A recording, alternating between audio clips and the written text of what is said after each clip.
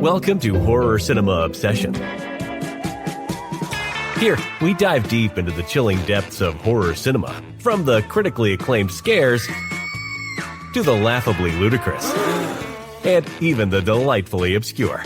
Now, let's join our hosts, Richard and Angelus, as they share their love, laughs, and sometimes sheer disbelief at the world of horror movies. All right. Hello.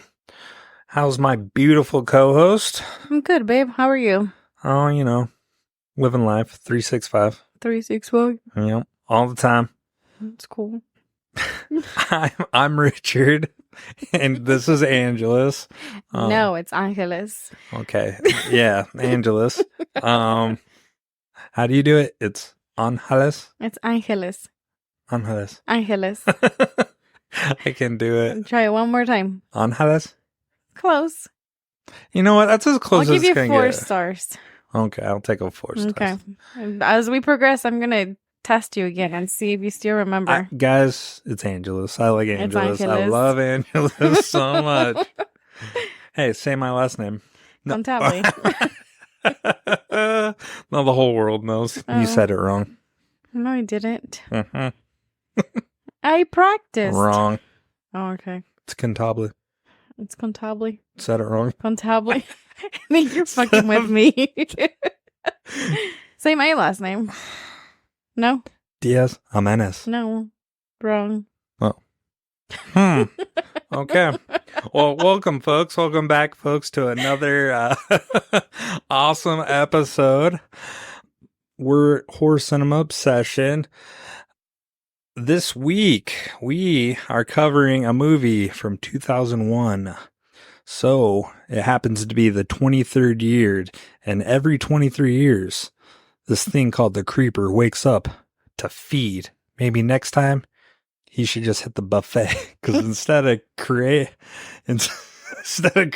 one, let's clean up, and no need to sew the customers together, dude. I'm just saying.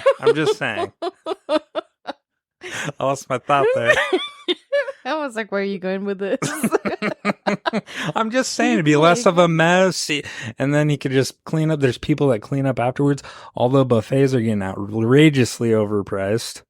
I don't like buffets, but... Buffets? But remember the other day we were talking about it? Yeah. Yeah. I mean, when you think about it, it's food that's just sitting there for hours. Gross. I've never been a fan. Stewing and bacteria. Disgusting. Disgusting. So yes, if you haven't found out what we're covering, Angelus, what are we covering? We are covering Jeepers Creepers. Yep. Where you got your peepers? Yes. A song by Louis Armstrong. No, the movie Jeepers Creepers. Initially, what did you like? Did you like this movie? Oh, hells yeah, man. You know what? I like this movie. I liked it early on, and I will say it holds up for me. I enjoyed it thoroughly. It was good. It has its quirks like all horror movies do, especially in 2000s, early 2000s, but this movie was entertaining still.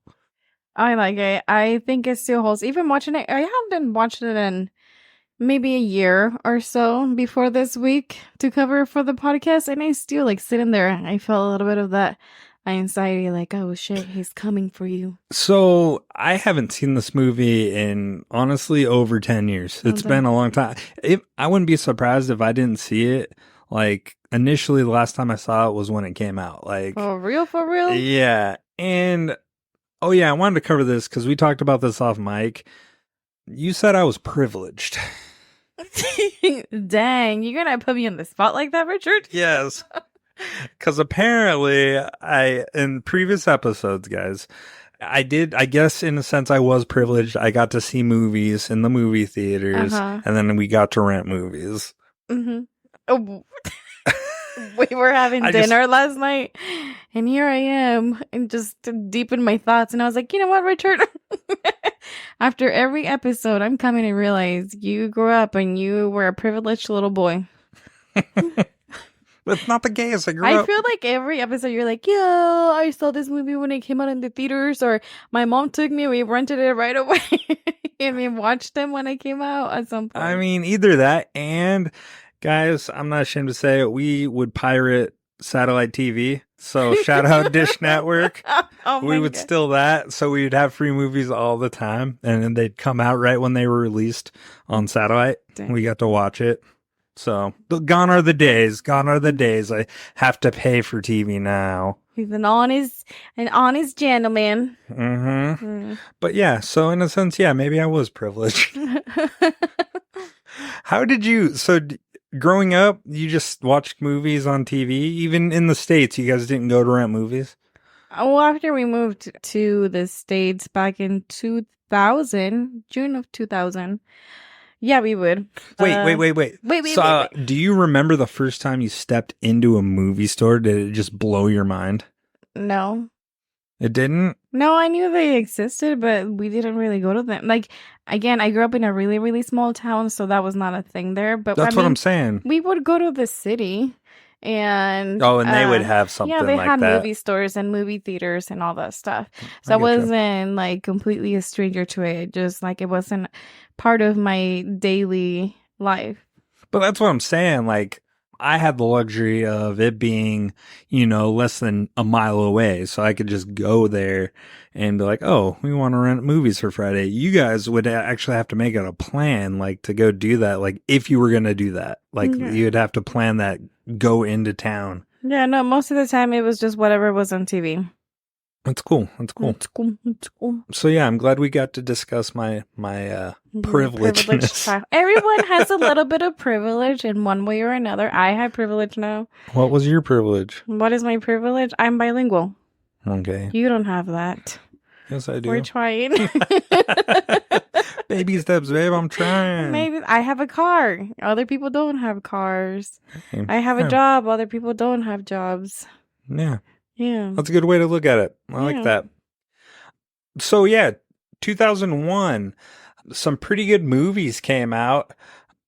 So I didn't do an extensive research on 2001. This is kind of off memory and a little bit of research. Now I know my co-host Angeles, she did a little bit more, but what I seen, this year was quite significant for cinema. It had a mix of films that have since become classics or fan favorites. And here are just some that I looked up in 2001. We had the first Harry Potter and the Sorcerer's Stone. Were you a big Harry Potter fan? No. I honestly wasn't either. I maybe watched most of one movie. I tried to because of all the hype, but I don't know. Maybe I was just not in the mood. Maybe I can retouch it again. But I mean, I know Quidditch and the little Quidditch. sport they're flying around. I know. That's pretty cool. And Professor, what was it, Snape? I don't know. Oh, yeah. I don't know the classes. What were the people are just like, oh, these bastards. I don't know them either. I know there's like different types of schools. Gryffindor. There's a term that I hear all the time, muggles. Oh, yeah, dude. I've heard that too. Like, someone like quoted this to me at one point. Were you so lost? No, well, a little bit, but then I figured out it said muggle. They gave me a mug too. Oh, they gave you- Muggle in the streets, wizard in the sheets. Oh, Ooh, ooh. ooh. I was like, oh, that's cool. I don't like Harry Potter, but that's only recently I found out what that meant. I was like, what does is it mean? this? A muggle, you're just a normie, and then Oh, is a that what it wizard, you're means? just magnificent. Yeah. Oh, Yeah. Oh, interesting. I didn't know what it meant. Yeah. Sorry, guys. Yeah, sorry, we're not the biggest Harry Potter fans. But the second one, Lord of the Rings, The Fellowship of the Ring. This is a franchise starter. This film brought J.R.R. Tolkien's epic fantasy world to the big screen, captivating audiences and critics alike. Me also. This is a good one. I know you give me shit for this movie. Did I send you that clip from Clerks 3? Yes. Yes. And you talk about it almost every day. I hate it. About what? They just keep walking. I love it. That's one of my favorite clips from Clerks 3. So was Fellowship of the Ring, was this the one you watched in high school all year? I don't know. I don't know which one we watched. I think it was the first one, whatever that is. Fellowship of the Ring. Oh, is that it? I don't know. And then your favorite came out. Sorry, moving forward. But I was excited to talk about this when I seen it. Shrek. Shrek. Those movies are freaking dope. I know. You showed All of me. them. Guys, Oh, yeah. it was recently that I even watched Shrek. I can't believe I didn't see this in the past. No. Let me rephrase. It was recent that Richard watched Shrek. But we watched it as a family, okay? Okay. It was enjoyable. Yeah, there was a lot of punchlines, right? Well, and stuff I already knew. Like, I knew the gingerbread man. I'm a real boy. No, but like the adult jokes and innuendos that are hidden in the movie. Yeah, it was pretty good. It was I good. think they're entertaining. So yeah, Shrek, that one was good. Everybody knows this fact, but Chris Farley was originally going to be Shrek. And then he unfortunately passed away. And then Mike Myers got it. Which, could you imagine anybody else but Mike Myers doing that voice? No. I couldn't imagine it either. That'd be wild. And then you have an epic Ocean's 11 with Brad Pitt and all those guys. George Clooney. And then A Beautiful Mind. That was a biographical drama. And then another big one that is kind of near and dear to my heart, Monsters, Inc. That was a pretty good one that year. Monsters Inc. was, yeah. How many are there? Is it just that they keep it to 3? I think 2, so. 3? There's like Monster University, Monsters, Inc. I don't know. But maybe it's just 2. Maybe 2. Good. Keep it that way. I don't know. Some movies are good as a franchise. Some others. I like Monsters Inc., but I don't know where else they could have come with this story. No. I mean, I think there's tons of avenues they can take with it. But no, I'm with you. I think very seldom, or you should kind of push them out far away from each other. You know what I mean? Not put out sequels super quick to each other. So these films, along with Jeepers Creepers, made 2001 a memorable year in cinema with a diverse array of genres and styles. But did you have any other movies? We'll get into the horror movies, but was there any other movies of note? Not that I saw. Was it like, maybe I'm wrong, Black Hawk Down, maybe that was 2003. Pearl Harbor. That might have been 2000. I don't know. I gotta look that up. I'm just remembering these. I'm like, are those 2001? I was focusing on the horror films this time around. Okay. Well, here, let's compare our horror movies that came out. You list them off. We'll talk about them. 13 Ghosts with the goat, Matthew Lillard. Oh, that's my boy. And then... And not even that. We got Monk in that, too. Your favorite actor. Yeah, Tony Shalhoub. Yep, Shalhoub. I was actually rewatching Monk last night when I went to bed. Guys, I don't know if this will be unpopular, but I don't like Monk. I don't like the TV show. I like him, and I like some of the... Did you watch Polly? The what? Was it Polly? With the parrot? Polly. Yeah. What do you mean? Polly won a cracker. It was a movie. Moving on. Oh, he's in it. Maybe. I just remember Men in Black. He was a janitor. I remember Men in Black. He was like a salesman, but he was an alien. Oh. That was a pretty good one.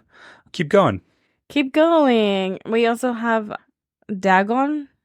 It was a it looks like it's a Spanish movie, boating accident, an ancient sea god, and a monstrous half-human offspring.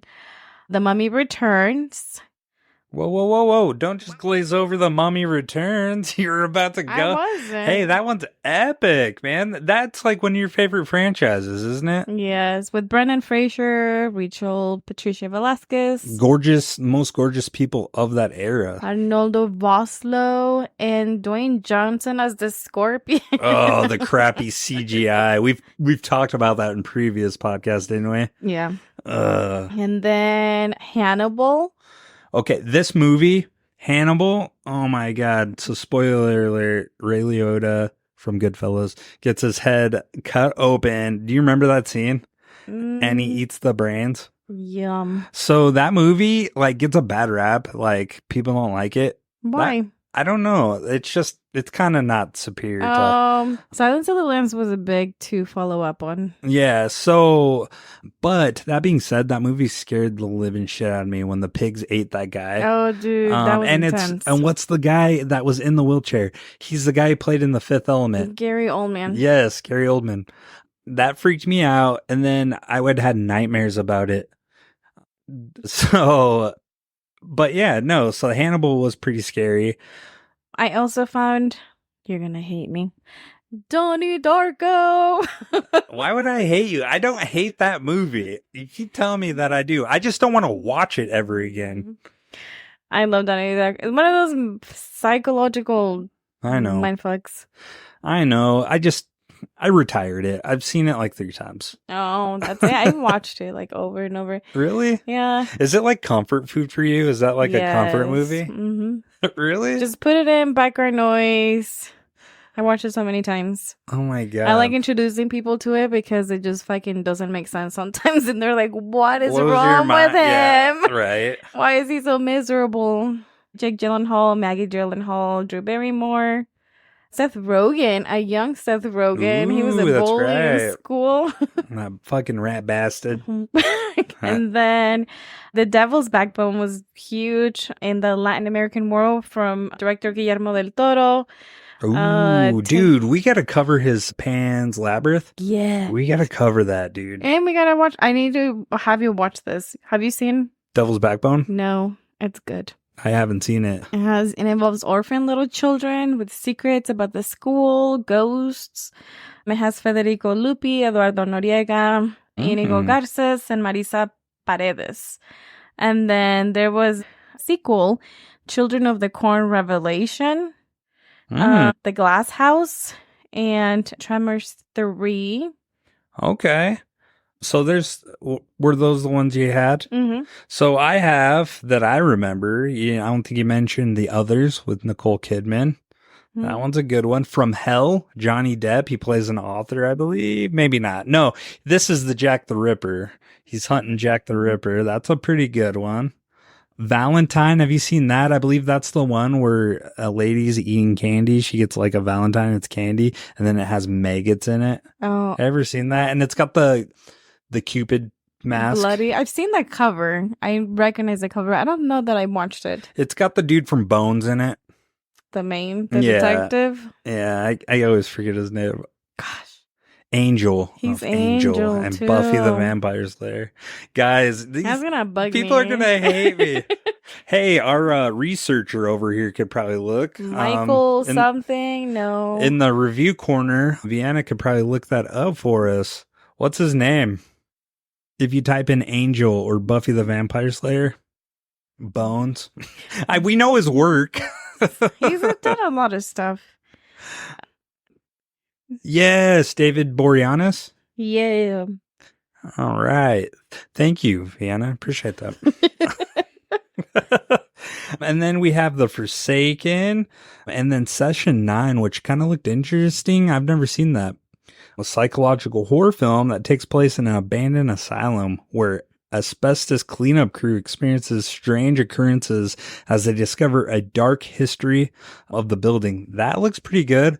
I watched a little trailer of it. I was kind of interested. I was intrigued. So I put that on our list for in the future. Okay. But yeah, no. So that's kind of the movies in 2001. We weren't going in as in depth with that this time around in this episode. I know we usually talk at length about the movies, but I think in an effort, we were trying to change it up a little bit in an effort trying to kind of stick to the movie and the horror genre as a whole, because I tend to go on tangents. I know we've been ranting the last couple episodes. For 1 hour, I talked about Goodfellas. I mean, sheesh. No, I'm kidding. It wasn't an hour. It was maybe a solid 20. I felt like an hour. Oh my God, get out of here. God, you're so mean to me. I'm sorry. That's a movie I could watch. It's a classic I could watch over and over again. And you won't let me watch it. That's fucked up. Like, I was thinking about like my top 5 that are not horror movies. Uh-huh. I would say Goodfellas, Godfather 1 and 2 together. No, they can't. They're separate movies. Together. Oh my Lord. Terminator with Arnold Schwarzenegger. Terminator 2. Hasta la vista, baby. Predator. And Predator's dope, dude. You said non-horror though. It's kind of, it's more action. Horror. That's more action. But it's Alien. I know, but it's action. But it's an Sci-fi. alien. Oh, okay. Oh my I'll God. give We're it to splitting hairs you. here, guys. But no, those are kind of like, that's my top. That's your top. And you've never watched any single one of those. I with watched me. Predator and Terminator. Not with so me. Take the shit back. I tried. I'm like, will you watch Predator with me? No. And you're like, no. Watch it by yourself. Get out of here. I did. I was like, how about I aliens? said good day. I said good day, sir. Before we move on, what's your top movies? My top. I don't. Yeah, have your all top time. movies. You do. What's your comfort food other than Donnie Darko? Psychological thrillers and comedies. I know, but what's your go-to? Like when you just need background noise. I was talking to Snickers that I work with. Her background noise movie is so funny, and horror people will know this movie. Chud. Have you seen that? No, you guys were talking about it last time. We talk about it all the time. I don't know why. Me and her do. I've never met anybody else that has seen Chud besides me and her in Spokane. Oh my God. So I always got to bring that up. And then Chud 2, Bud the Chud. We got to watch that. I love it. Chud the Bud. Bud the Chud. Bud the Chud. But yeah, down the road, we're going to probably have her as a special guest for that one. Okay. But okay, yeah. So you don't have any comfort food like TV shows, anything? They're kind of horror adjacent. Sure. It can be horror. I just didn't have horror with it. Dexter. Ooh, that is comfort food. I could have that on. Dexter. Vienna's gonna laugh. Forgetting Sarah Marshall.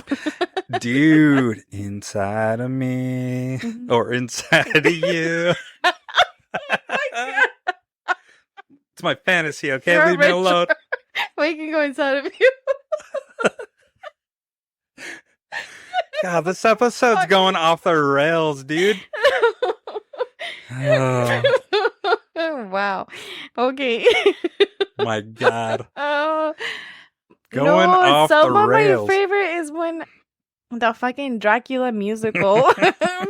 If it's playing, I'm singing right along with it. Oh, God. The part. Sing the part? Mm-hmm. I can't remember. I have the tune in my head, but not the words right dude. now. Okay. Okay. That's Clerks 2. okay. And then Donnie Darko. Have you ever watched Dogma? I like that one. Dogma? Uh-uh. Yeah. It's got Jay and Silent Bob in it. Ben No. Affleck. You know, I saw Jay when he came to the comedy club. Mm-hmm. He was okay.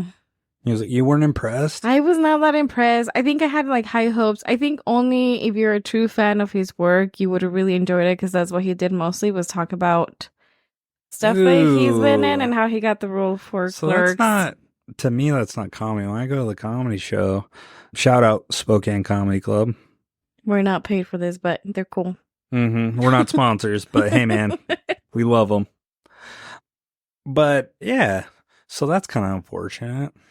He's coming back again. Dude. I can't remember if it's next month or this month. Babe, we got to shout out real quick the last comedy show we went to. Oh my God. Troy Bond. Mm-hmm. That dude is fucking hilarious. Dude, yeah. I laughed so fucking hard. I was crying at one point from how hard I was laughing. Troy Bond was good, and the guy before him, I wish I knew his name, and I feel bad that I don't remember it. I don't remember his name either. God, he was so good. But Troy Bond has a podcast with him. What is it? Coming out? Coming out of the closet or some shit? Oh, I can't remember. I had to look him up and maybe I'll bring it up at the end. He was so nice. He like stuck around after the show, took pictures with people, said high five, caressed you a little bit. Caress me? Oh, no, you didn't. No, want to that take was a picture Orlando. of him. Oh, yeah, he was getting up and close with Orlando. I don't like touch. Poke. So let's move on back to the movie Jeepers Creepers. Yes. So how do you feel about the cast? Dude, I like the cast. I mean, it's, you have your main characters, Mm-hmm. which fucking Justin Long just blew out of the water after this movie. Yeah. Yeah, it was his first leading role. He was 22 at the time. He was 22. I thought he was 25. First leading role. And then Gina Phillips, his sister Trish. I liked her, and she's been in a lot of TV, right? She's done a lot of TV. The thing that I found that was kind of interesting, so they're supposed to be playing siblings, right? And they're supposed to be close in age. Mm-hmm. She was actually 30 at the time. Oh, really? So she was they're supposed to. You said they're supposed to be twins. No, not twins, but close in age. Well, I think they even said I think they were supposed to be twins because I think they mentioned that. Maybe I missed it. Yeah, I think they mention it. I could be wrong. Maybe it's in my own head. Just making up I'm kidding. Oh my god. But yeah, Gina Phillips, some of the films that she did, Deadly Invasion, The Killer Bee Nightmare in 95. That was a TV movie that I'm not aware of. Telling You, I don't know if I know that one either. I know The Anarchist Cookbook though. In 2002 I watched that. Ring Around the Rosie, Jeepers Creepers 3. She reprised her role, and that was in 2017. I haven't seen that one. The only Jeepers Creepers I've seen is the original, this one, and 2. I haven't seen Reborn or Jeepers Creepers 3, but you said Reborn was a little rough. I watched Reborn. I have to go back and watch it again because from memory, it was not the greatest. I think I mentioned this last time we talked about this movie. The effects on the mask on the creeper on the last one. No, they're cool. Like you can see a lot more detail. So it's like when they zoom in on his face, you're like, oh shit. Oh, okay. So maybe with now that you know me, you can appreciate a little bit more. No. Is that what you're saying? What? I feel like now I point out things in movies and you're like, oh, okay, that is pretty cool. Where before you're like, you just glazed over some of the facts and some of the details. So you're making me research into movies too much, Richard. I don't make I need you a research. raise. Get out of here. You know you love it just as much as I do. But no, so that was kind of her movies that I found. But then she also was in Ally McBeal, Boston Public, CSI Crime Scene Investigation, and it looks like Medium. Medium? With Patricia Arquette, I believe is Medium. Maybe I'm wrong. Oh, okay. So yeah, with her, and then to go back to Justin Long, his first role that I remember him in, I absolutely love this movie, Galaxy Quest. Okay. With Tim Allen and your boy Sam Rockwell. Shout out Sam Rockwell. Oh yeah. I finally got Richard to watch 3 Billboards Outside Abington. Didn't we already cover this on a previous episode? I did. I enjoyed it, guys. You watched it all. You didn't pout. Thank you. I laughed. I enjoyed it. So yeah, he was in Galaxy Quest, Dodgeball. I love that movie. Yes. The Breakup, which is pretty good with Vince Vaughn and Jennifer Aniston. The Barbarian, which Viana introduced us to. He was on a roll though from 99 all the way up until about 2000. I want to say 2010. He was just hitting movie after movie, and then he kind of just slowed down. He didn't retire or anything, but he kind of took a break here and there a little bit. Yeah, but yeah, what was the movie you just brought up? Barbarian. Oh, dude, okay, I didn't watch that completely. You said that was really good. That is freaking good. I gotta watch that. It has kind of a twist and a turn. We might have to cover that soon. Barbarian. We have to. We'll cover it for sure, but maybe we'll put it on the docket. Tusk, which I still haven't watched. Dude, so I get mixed reviews on this. I don't know if I would like it, but maybe it might be entertaining. I do like Justin Long. And then more recently, looks like he was in Goosebumps, the TV series. Man, you're missing some. Live Free, Die Hard. Maria's favorite actor, Bruce Willis. He was in that one. It was pretty good. He's not that into you. He's just not that into you. Going the Distance. I like that movie. Drag Me to Hell, which we just watched for fun, guys. That one was good. A Sam Raimi movie. You like that movie. When did we watch that? It was a weekend. You were working a little bit, but then you ended up stop working and you ended up watching the movie. Remember? It has her in the end getting dragged to hell in the train tracks. Oh, yeah. And yeah, I remember that. And then some of his TV, like you said, Goosebumps is his most recent, but he was in Ed, New Girl, and F is for Family. Oh, yeah, New Girl. He dated Jesse. Mm-hmm. One cool thing I found, so for his name, or the character's name, Derry Jenner, he was given the name as a tribute to Stephen King's It. It was the same That's name cool. as the town and It. Yeah, Derry. Mm-hmm. Yeah, the fictional town. That's awesome. I didn't know that. Yes, sir. Very, very cool. And then you also have Jonathan Breck as the Creeper. Oh, yeah. How do you feel about this guy as the Creeper? I thought he did a pretty good job. He did a really good job. Apparently, when he auditioned, he was not a fan of horror. So he auditioned as kind of like a thing for him to face his own fears. Who is this psychopath? And he's trying to get ready for this role, he researched like different animal movements. And when he went in an audition, he shaved off his head because he said, and imaged the creep having any hair. Yeah. And then he also took part of this, what they call the sniff test. He was told to go around and sniff the casting crew while in character. Oh my God. But he got the role. Yeah. He was in Jeepers Creepers 1, 2, and 3. Another movie called Mask Masker. Spiders. And then apparently he was in Spy Kids. So he doesn't like horror, but then he did horror And then movies. after that, he stuck to horror. Yeah. He faced his fears and conquered. Yeah. And then you have Eileen Brennan as the cat lady. And then Patricia Belcher as Giselle Gay Hartman, the psychic. She was also in Bones. She was, and I liked her in this movie too. And then you have Brandon Smith as Sergeant Davis Tubbs. That guy's the dude at the counter. He's Davis Tubbs. That guy's like, we don't got power or from the phones or the lights. What's going on around here?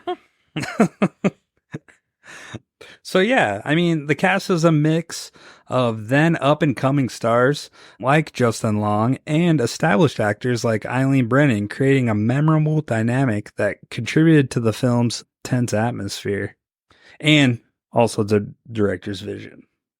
So the research, did you want to touch on this a little bit? Are we going into the budget? Are we talking about I was going to say production? The producers and the director. So, director of the Jeepers Creepers franchise was Victor Salva. So, in doing our research, apparently he was a shitty person. He did some messed up stuff. Or at least made a mistake. He did do some messed up thing. After this, we didn't want to go too down into the rabbit hole and get political or anything. We're trying to do the podcast and focus on the movies. It sounds like it's briefly brushed over it. He did time for the stuff that he did. Yeah, child pornography and the allegations and what he was convicted for. Yeah. With the young child, right? Yeah, he pled guilty. He did like 15 months in jail, and apparently there was an interview where he said he's been in therapy for like the past 20 years. But we just wanted to touch on it, acknowledge that we were aware for purposes of today's episode. Yeah. We just want to focus on the movie and not... And we don't condone by any means. But that being said, this doesn't play effect on the movie and the other artists that partaked in this movie. It was a whole team that just happened to be one person that maybe had the idea and the vision. But as a whole, we just are trying to celebrate the movie that sparked a whole character and franchise. The franchise. Yeah. Well said, Richard. Mm-hmm. And then what's cool, I want to tie this together. I'm so excited about this. I'm glad in the research. The executive producer, this film was released in 2001, but Francis Ford Coppola also served as an executive producer through his production company, American Zootrope. The main producers for the film were Barry Opper and Tom Luce. Barry Opper had previously worked on other films, and his involvement in Jeepers Creepers helped shape its direction and production, ensuring that the film captured the eerie and suspenseful atmosphere central for successful horror movies. So again, Francis Ford Coppola. What'd he direct? Godfather. 1, 2, and 3. No, Goodfellas was Martin Scorsese. Come on, man. It's testing you, man. God damn it. Apparently, this film was one of the 5 to be produced as part of a 1991 agreement between Germany's VCL Films and United Artists to co-finance titles from Coppola's American Soap-Trippy, each budgeted at $10 million. Can you say his last name again? No, Coppola. Coppola? Coppola's. Coppola? Coppola. There. Oh my God. I hate you so freaking much. So we wanted to kind of cover 2001 obviously was a big year and kind of just The world? a lot of craziness was happening. First, you have Wikipedia, which we were highly advised in freaking college not to use as a research. Dude, college and high school, but you know what? Wikipedia took over. It has like no stopping it. No, it took a life of its own. Yeah. Also, the launch of the iPod came out. First iPod released by freaking Apple. Mm-hmm. George W. Bush became the 43rd president of the United States. Damn, what a hypocritizer. What a hypocritizer. I'm just kidding. That dude was funny. He was hilarious. Apparently, the Netherlands became the first country to legalize same-sex marriage versus U.S. that took place in 2015. Damn, so that was 2001? Yeah, they were ahead of their time. Wow. The Trailblazers. And then because I'm an accountant, I had to bring this up. There was a huge scandal that we all learned about in our accounting classes. Was this Enron?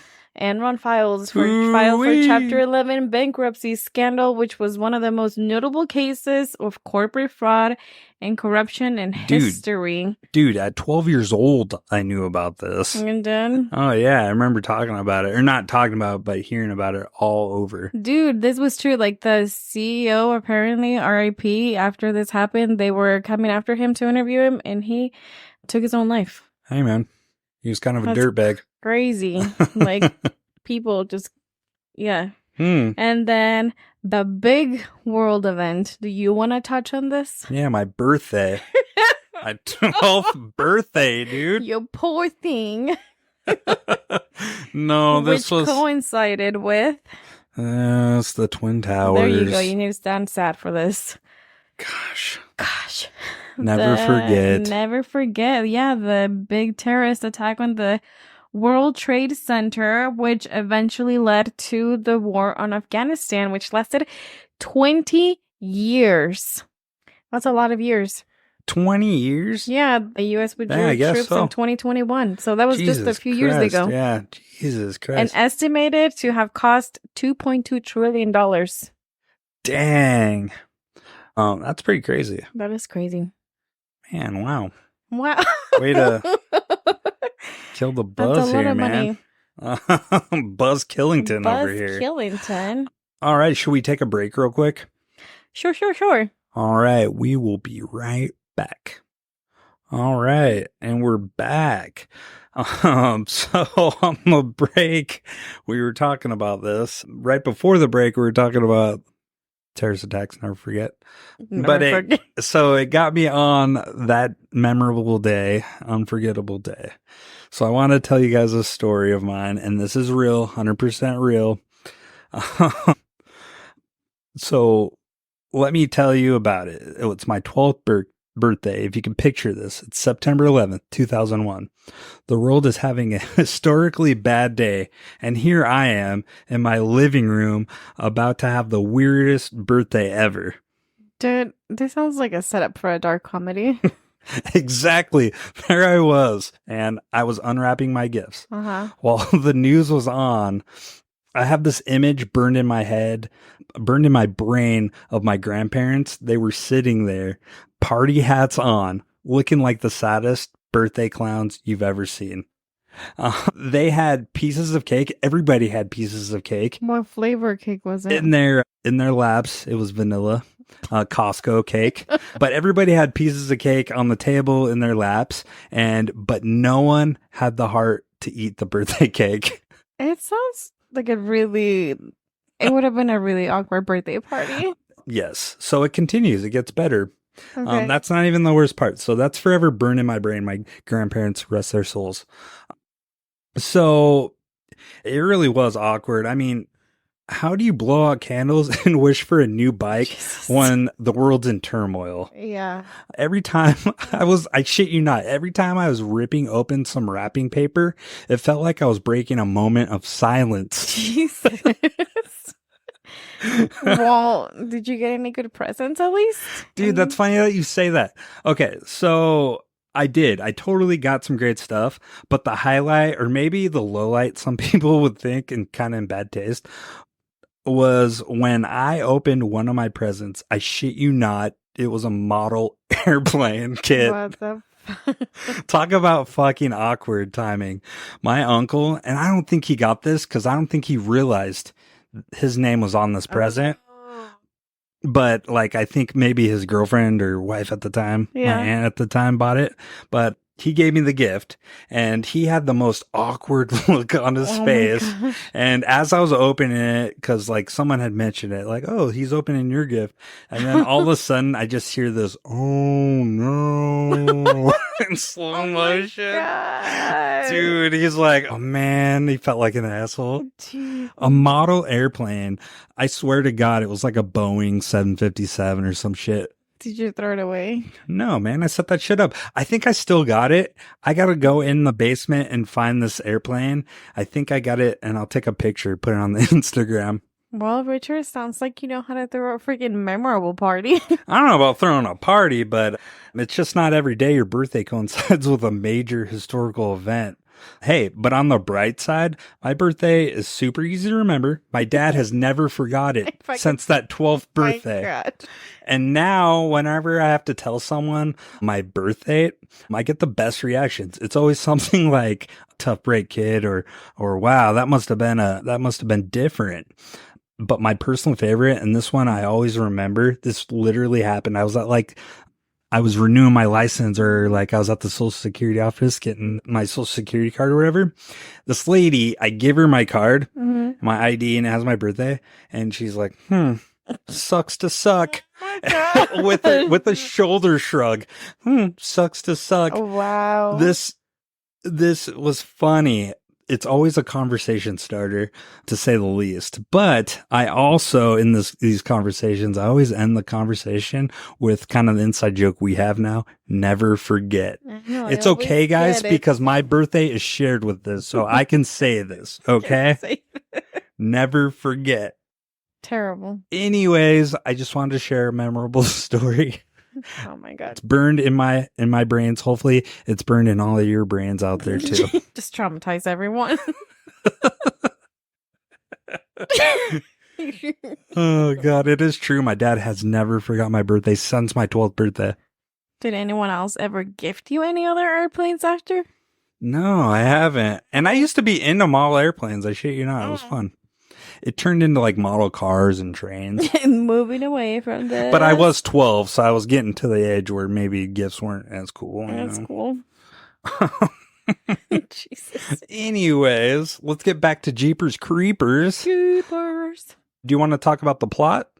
The plot. Pilates. What? I don't know. Pilates. Dude, this movie was fun to research. Was it? It was. You enjoyed it? There's a lot of information out there that I didn't I know. wasn't sure if you did your research or not, to be honest with you. You weren't taking notes when we watched this movie together. You didn't take any notes. I was enjoying it. It's awesome. I enjoyed it too. And now that I do see that you have page upon pages of notes, I was just surprised. Usually you're like typing away, you taking your notes. Well, usually I'm like typing away my scene by scene so I can remember, which I did last night. The first time I wanted to just take it all in, feel the emotions, take me through the ride. And then last night I stayed up late typing my notes, organizing it because I have OCD. You took my advice, enjoy the movie, and then do the notes. Well, somebody had to take notes during the movie. Oh my I'm God. kidding. I take this very seriously. Oh. Okay, back to the plot. So, Get your giggles out.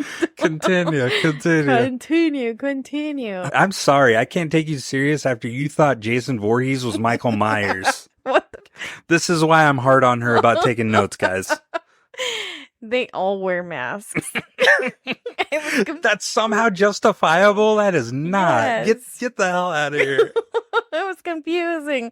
They were all blurring. I literally have a poster of Friday the 13th. The Friday the 13th doesn't have a face. And the It's just Texas like Chainsaw silhouette with Massacre. a knife. Oh my Lanta. And the cabin. That dude has a mask. The Leather Texas, face? Yes, leather face.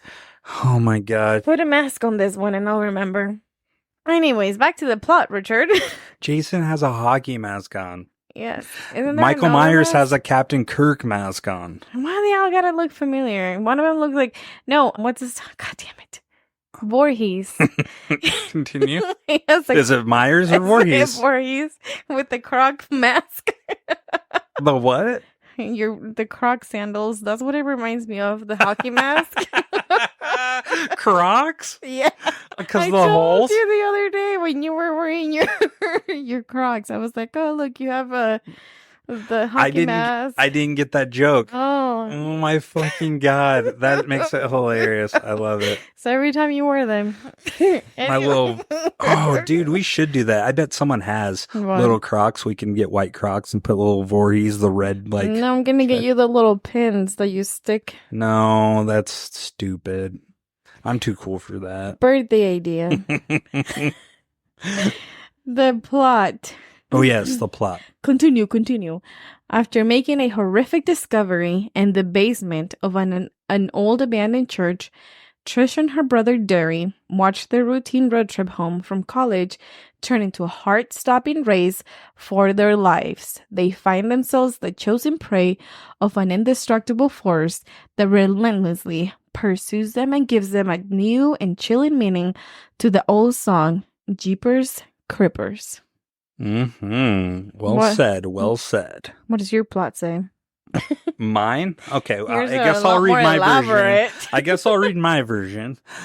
Two siblings, Trish and Derry, are driving home through a remote countryside when they encounter a menacing driver who tries to run them off the road.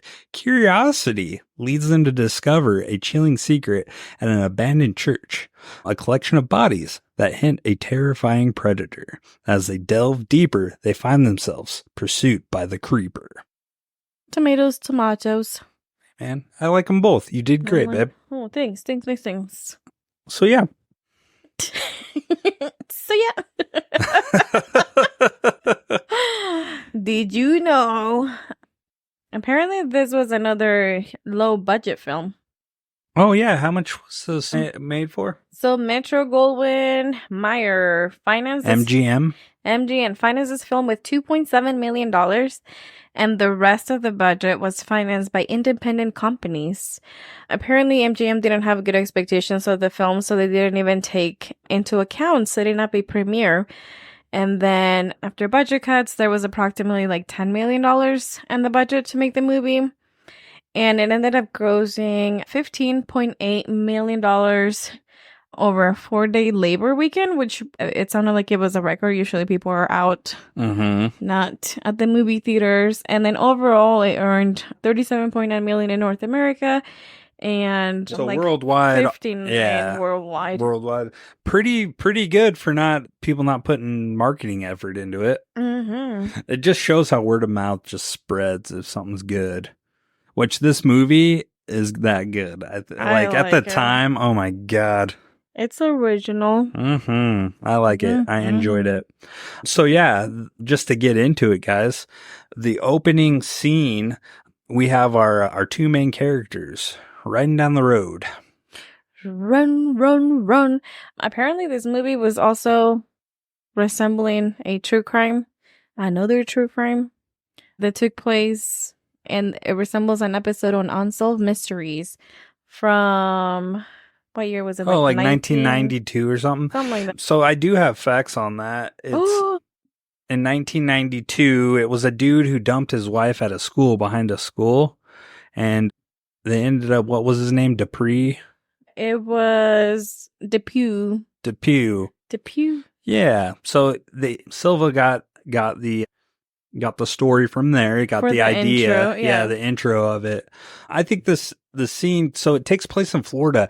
This to me looked like Iowa or like Nebraska. I didn't get a Florida feel out of this movie whatsoever, but it takes place in Poho, Florida. Yeah. So Or what was the other, Petwilla or whatever?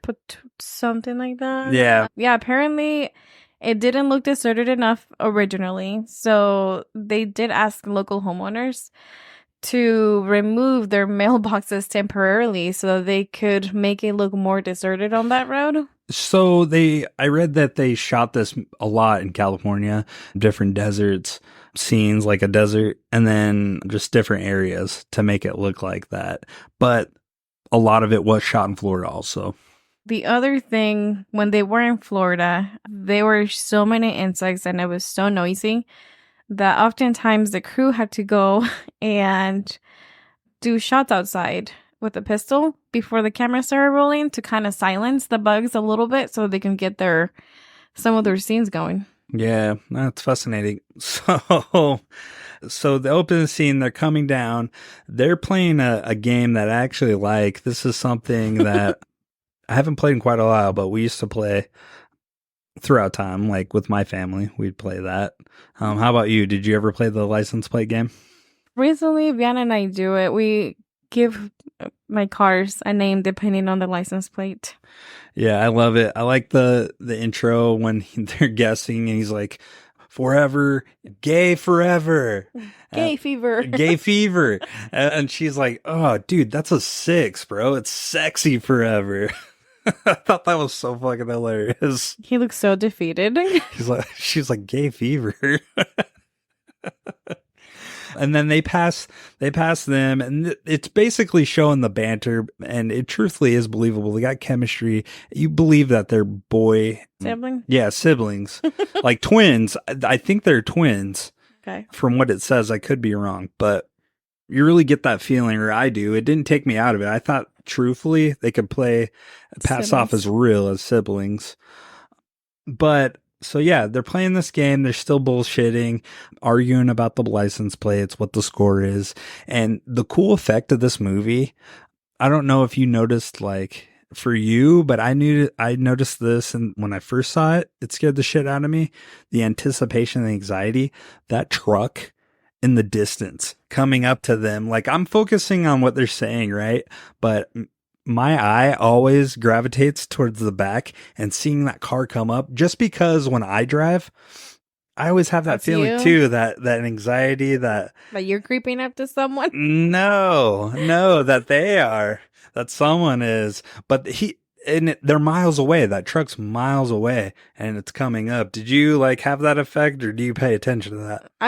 You could see it in the background. It was blurred out. And then as you see it coming up, it's more in the focus and you're like, oh shoot. Yeah, and then this rusty old truck comes in. Now that's a Chevy cab over engine truck. It's old school. Very cool that they were even to get this for on that $10 million budget. They made that look really creepy too. They made some modifications to that COB truck. Yeah. And that's super cool. Well, apparently they borrowed it. It's owned by a private collector. And Maryland, he keeps it as a relic. And so he let them use it also in Jeepers Creepers 3. And then occasionally, this guy, he rents it out for events and then conventions. Yeah, that's pretty awesome. So yeah, so this truck comes up looking menacing as fuck. The windows are tinted. You can't see anything. They're freaking out. Like, hey, pass me. And the guy won't. He's just egging them on. They're kind of going all over the road. And Trish, is like, hey, man, let him pass. And Derry. Yeah, Derry's like, dude, I'm trying to let him. This guy's fucking crazy. I don't know what the fuck. And then the guy does pass and they're side by side. And again, you can't see in the window. It makes it super intense and kind of scary when you can't see and the guy's just being a total asshole. And then the license plate, initially, Derry catches it and it's beating you. But we do know later on, because of the context of the story, it's be eating you, which I thought was kind of clever. And then the joke everybody does, how did he get this vanity plate? I don't know. Go with it, guys. It's a movie. He went to the licensing department and got it done, okay? Yeah, man. Don't discriminate. Don't discriminate. I have a question for you. Sure. Sure. So you know when the truck passes them? Mm-hmm. And Trish is like, what is his problem? And Dory's like, inbreeding is his problem. Yeah. Inbreeding. He yells it out the window. So you, being a phlebotomist, what was the fact that you told me about? What are you talking about? It had to do with blood. I don't think it was me, dog. It wasn't you? Mm-mm. Oh, I'll have to go back to my notes. Oh. Yes. Anyways, inbreeding, quite fascinating. You made that awkward, dude. Someone was telling me something about... It wasn't me, man. Oh my god. There's a lot of horror movies about inbreeding. I don't know. AB, positive, negative, kissing cousins, might be the blood. Cousins? I don't know. It's science. No, and in Trish, after this, she brings up that they're apparently on that same road that they were in. There was, at one point, there were students that went missing a long time ago. Oh, yeah. Do you remember the names? One was Kenny. And Darla. They were never found. That was 1978, and it was 20 years. ago. Yeah, prior to them on that. And it was the same stretch of highway, but they said it was like 100 miles away, which is, it makes sense because this guy's covering that whole highway. Like, he's going in between counties. Oh, he's hungry. Yeah, but no, that's just fascinating. You don't really know how much stretch of that highway he's actually doing. Think about that, because he's taking, when we do get to that point, when we go to his little lair, there's hundreds of bodies on this wall. It can't just be one section of this highway, or else people would catch on. Yeah. You know what I'm saying? In from everywhere. Yeah, dude. So that's just kind of fascinating. Yeah, and Trish says that they found the car, but they never... They didn't find Kenny or the head of Darla's head. Darla, which also, once we get to it, they make a comment of this and it doesn't make sense. Okay. Referring to Darla's head. But yeah, so they're still driving down the road, and then lo and behold, to the left, they see the truck. They're like, oh, there's that old brown truck. What the heck's he doing? They kind of slow down, and then this is where you see off at a distance, and it's kind of like you would be seeing this from a distance. You can't quite make out what's happening. You can see the truck, you can see the person, but you can't make out the person's identity or anything. He's wearing dark clothes, but he takes out of the back of his truck white sheets with red all over it, and it looks what appears to be a body's length that he throws down this pipe. And he does this twice. So the first one, they're like, what the hell did we just see? What's going on? And then he throws a second one, turns at them, and stares at them as they're driving by. I just want to know how these two, right, they just have this scare, this running with this guy. Mm-hmm. He pulled up to them. And they have a lot of play on words, I noticed, because they're watching him as it looks like he's grabbing these bodies and dumping them down the pipe, and the creeper is just staring at them the entire time. Well, not the entire time. After the second body he's just watching them, and then creepy. That would be creepy to me. Trish was like, what was he doing? And Derry's like dumping something down the pipe, and she goes, wrapped in a sheet, and he's like, wrapped in a sheet, roped in sheet with red stays on it. Yeah. And I was like, damn, you guys have the patience to stay here. And so again, it shows them as siblings, even twins. Like, they have that kind of that bond where they just have that chemistry going together. That's how I felt with that, like where they're going with that. So they're piecing it together. They're like, what the fuck? So they get down the road. They see this guy peel out. They're like, oh shit, he's getting back on the road. They speed up. They're trying to get out of there. Well, his truck's like souped up or something, and it's able to catch up to him. And this time he is trying to run them off the road, and he hits the back of their car, just rear ends them super hard a couple times. And obviously that's a pretty intense situation. I don't know how I would handle that. But Derry, he does a maneuver, and then he ends up going on the side of the road into a field at that point. Yeah, and then they get out of the car to check after the creeper drives past. Mm-hmm. They get out to see the damage, and then they start bringing up, like what do they you just think saw. that we just see back there? What if? And then Trish is trying to brush it off, and she's like, we just need to get out of here. And Derry's the one who won't let it go, and he's like, what if they're still alive? And she's like, well, we'll be more helpful if we get the hell out of here and go call the police. So what would you do in this situation? I would leave. You would? I'm kind of with Derry, and now it is kind of frustrating. It kind of builds up that old trope of doing a stupid thing. But that being said, I'm a super curious person, and I know I'd probably convince you to go back there. I wouldn't. I would leave your ass there. You certainly wouldn't get out of the car, but I know you would drive up there. You're like, Richard, God damn it, you'd call me an idiot and stupido, but you would ultimately let me do it because I wouldn't shut up about it. No. Yes, and then I would check that out. I would be one. I know for certain I would check that out. And especially if someone needs help, if they dumped a body, dude. You know what? Survival of the fittest. That's crazy. I want to live, man. So do I. I'm not saying I want to kill myself, or get killed, but I would. So this point, Derry convinces her, like, hey man, like, what if they're alive? Like, how would you feel if that was you? Yeah, if that was you. And she's like, fuck, all right, but I'm not getting out of the car. Yeah. And he's like, okay, you don't have to. But when they go, finally, he gets out of the car, goes, checks it out. She gets out with him because she's curious after all. She is there. They're yelling. It's her brother. They're looking down this pipe. It's pitch black. And you're getting an angle of the camera looking up at them through the pipe. At this point, they're yelling and they don't see anything. Derry is asking Trish to go grab a flashlight. Right? Yeah, and they both mentioned that it stinks just standing over the pipe. Oh, like it's sewage or something. I don't know. Like there's a musky smell. Like death. Yeah, but they don't say death. They think it's like sewage or something. Because she mentions that later too. Like, God, wash yourself off. You smell like sewage. She makes a reference of like asks when he's going to wash his socks. No.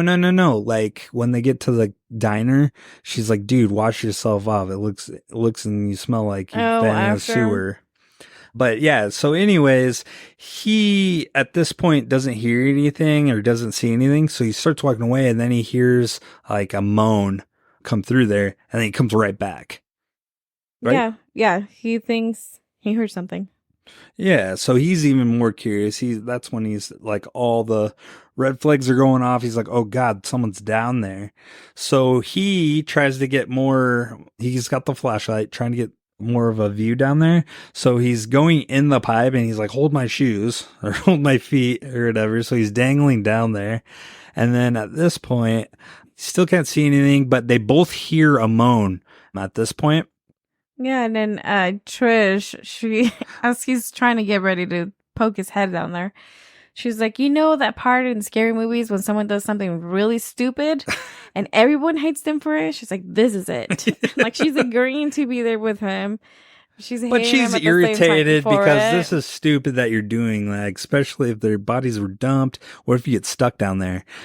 So he's dangling down there. This is kind of a funny part. Cracks me up. Like the mice are right there. And then it's kind of silly. His feet are kicking like a kid's feet.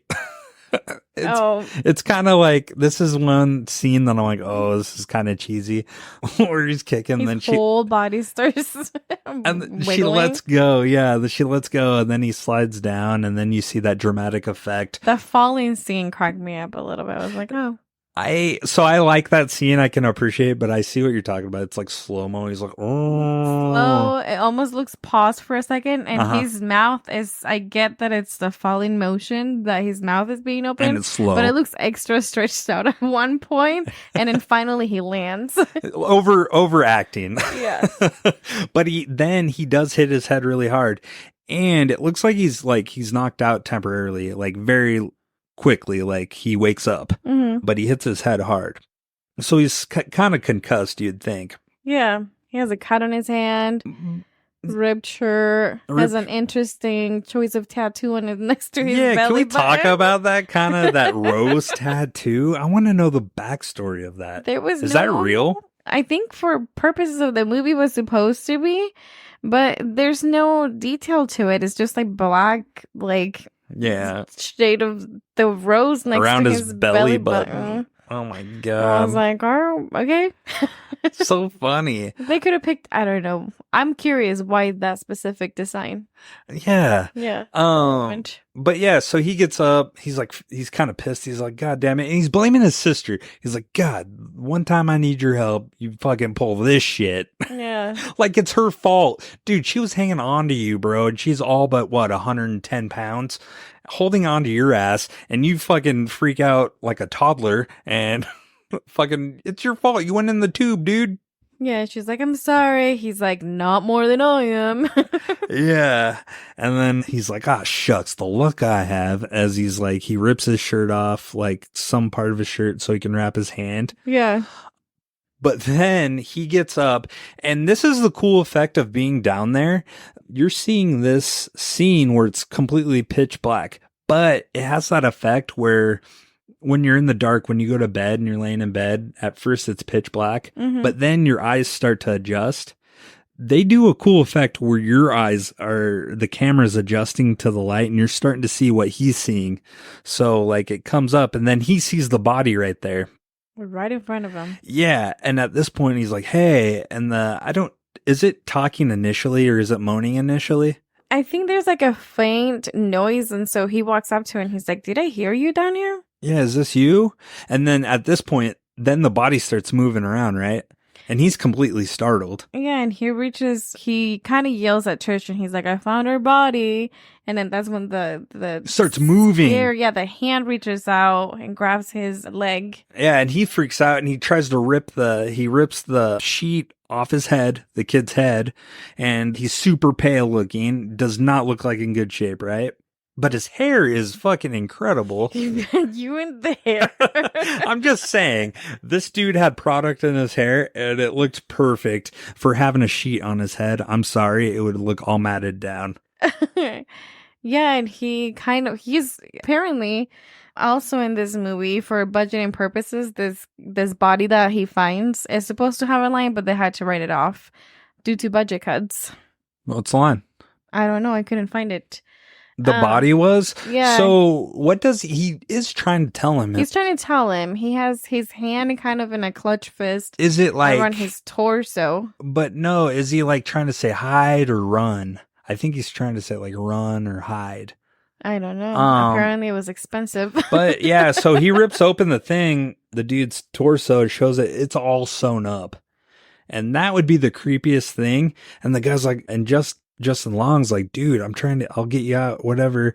And he's trying to listen to him. What are you trying to say? He leans close, and that's when the guy's done for. He's done. So he doesn't even look at the other body. He just looks at that guy. Yeah. Yeah. And then, meanwhile, Jerry's having all this interaction with this body that he found. Trish is in the dark out there. She doesn't know what's happening. She's screaming. She's freaking out, and she's like, hey, she's yelling at him, like, what's wrong? What any normal person would, like, dude, what's going on down there? What are you doing? Me anything. Yeah, so you're essentially in the dark. You're like, what the fuck?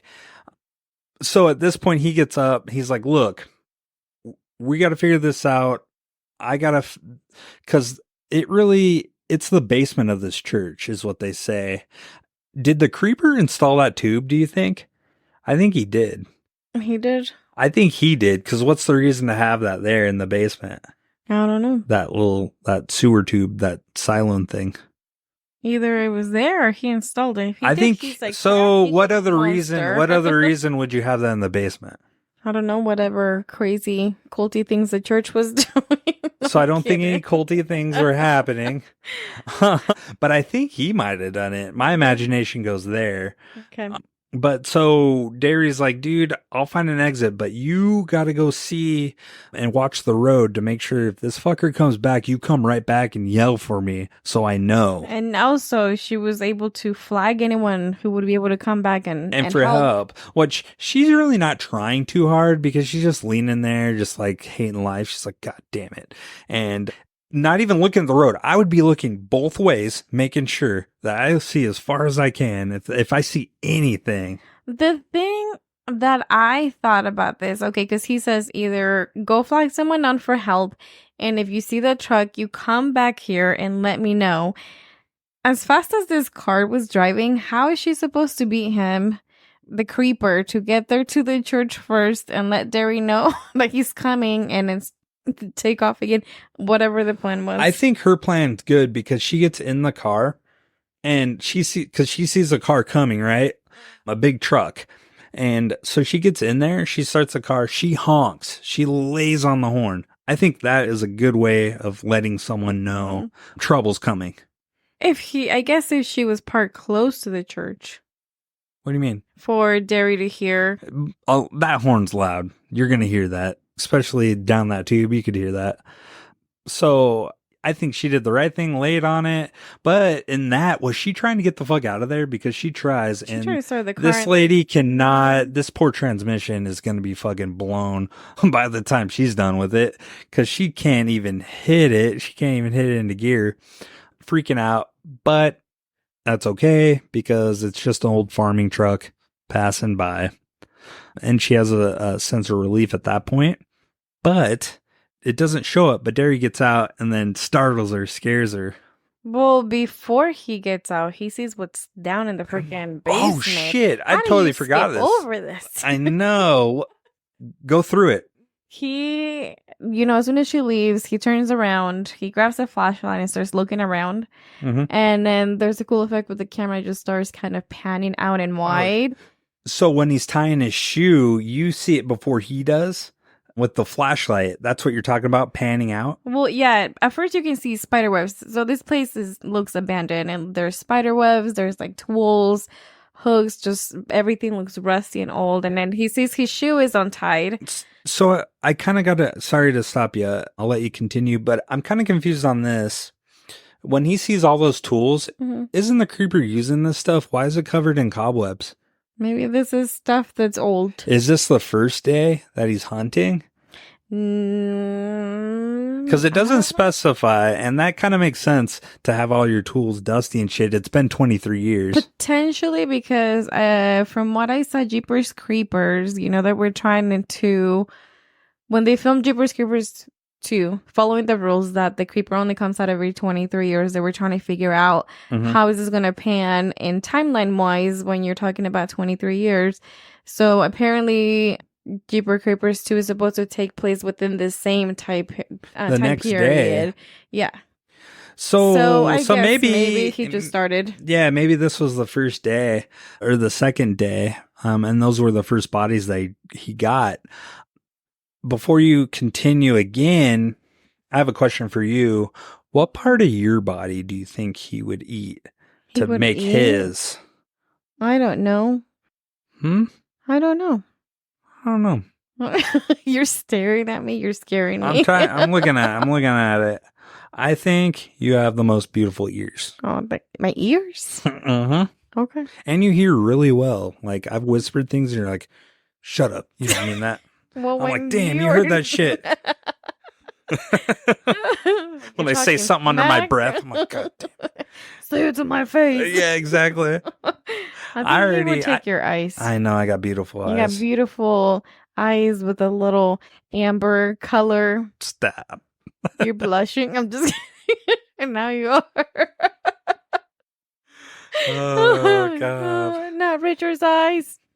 You got that tongue, man. You got the silver tongue. You know what to say. He'll take your tongue. He'll take your tongue. But anyways, continue. He ties his shoe, sees the bodies, Or the bodies do, and then he turns around and looks, right? Yeah, he's tying his shoe, and then you can start seeing some of the bodies, like, Creepy. they're everywhere on the walls, and then there's like this liquid starts dripping from the top, and it falls on his shoe. So that's what prompts him to. He gets up, grabs the flashlight again, and then he points the freaking flashlight up, and then he just sees bodies everywhere, nude bodies just covering the walls and all this kind weird positions. Yeah, at this point, he's silent, he's quiet, trying to Shock. take it all in shock. And it is pretty, like, that would be shocking. I don't know, like, I would be freaked out. Like the terror. Oh yeah. Could you imagine that? No. Because then he's like, oh fuck, I gotta get out of here. Yeah. And that's when he finds like the opening to the thing, but next to the exit is bodies, that he recognizes. Or he thinks it's them. No, it is, because he sees the class ring on Kenny. Well, he starts, before he sees that, he sees these two bodies, which it was weird because they're stitched to each other, like their thighs, their legs, they're holding hands, the bodies. Right. On the wall, and then... So the creeper's artistic. He wanted them to, they were a couple, and he just wanted them to continue in love into the other life. Kind of sweet. Kind of sweet. He's a little romantic. So here's my thing, and I hinted on this a little bit earlier. Darla's head was never found. Her body was. So whose body was Darla's head attached to? Because he makes the comment too. He's like, he cut off Darla's head. That is accurate. You know what he did? He sewed it back on. But how would they know the head got decapitated if the creeper took the body and the head? I don't know. They never explained on that. Exactly. It doesn't make sense. So I'm thinking maybe that's a random body. That maybe he ate the head. Maybe he ate the head and then just fucking kept that body for Darla and sewed that together. Yeah, but you're right. Yeah, he notices the class ring, and that's where he's like, yep, definitely Kenny and Darla. Mm-hmm.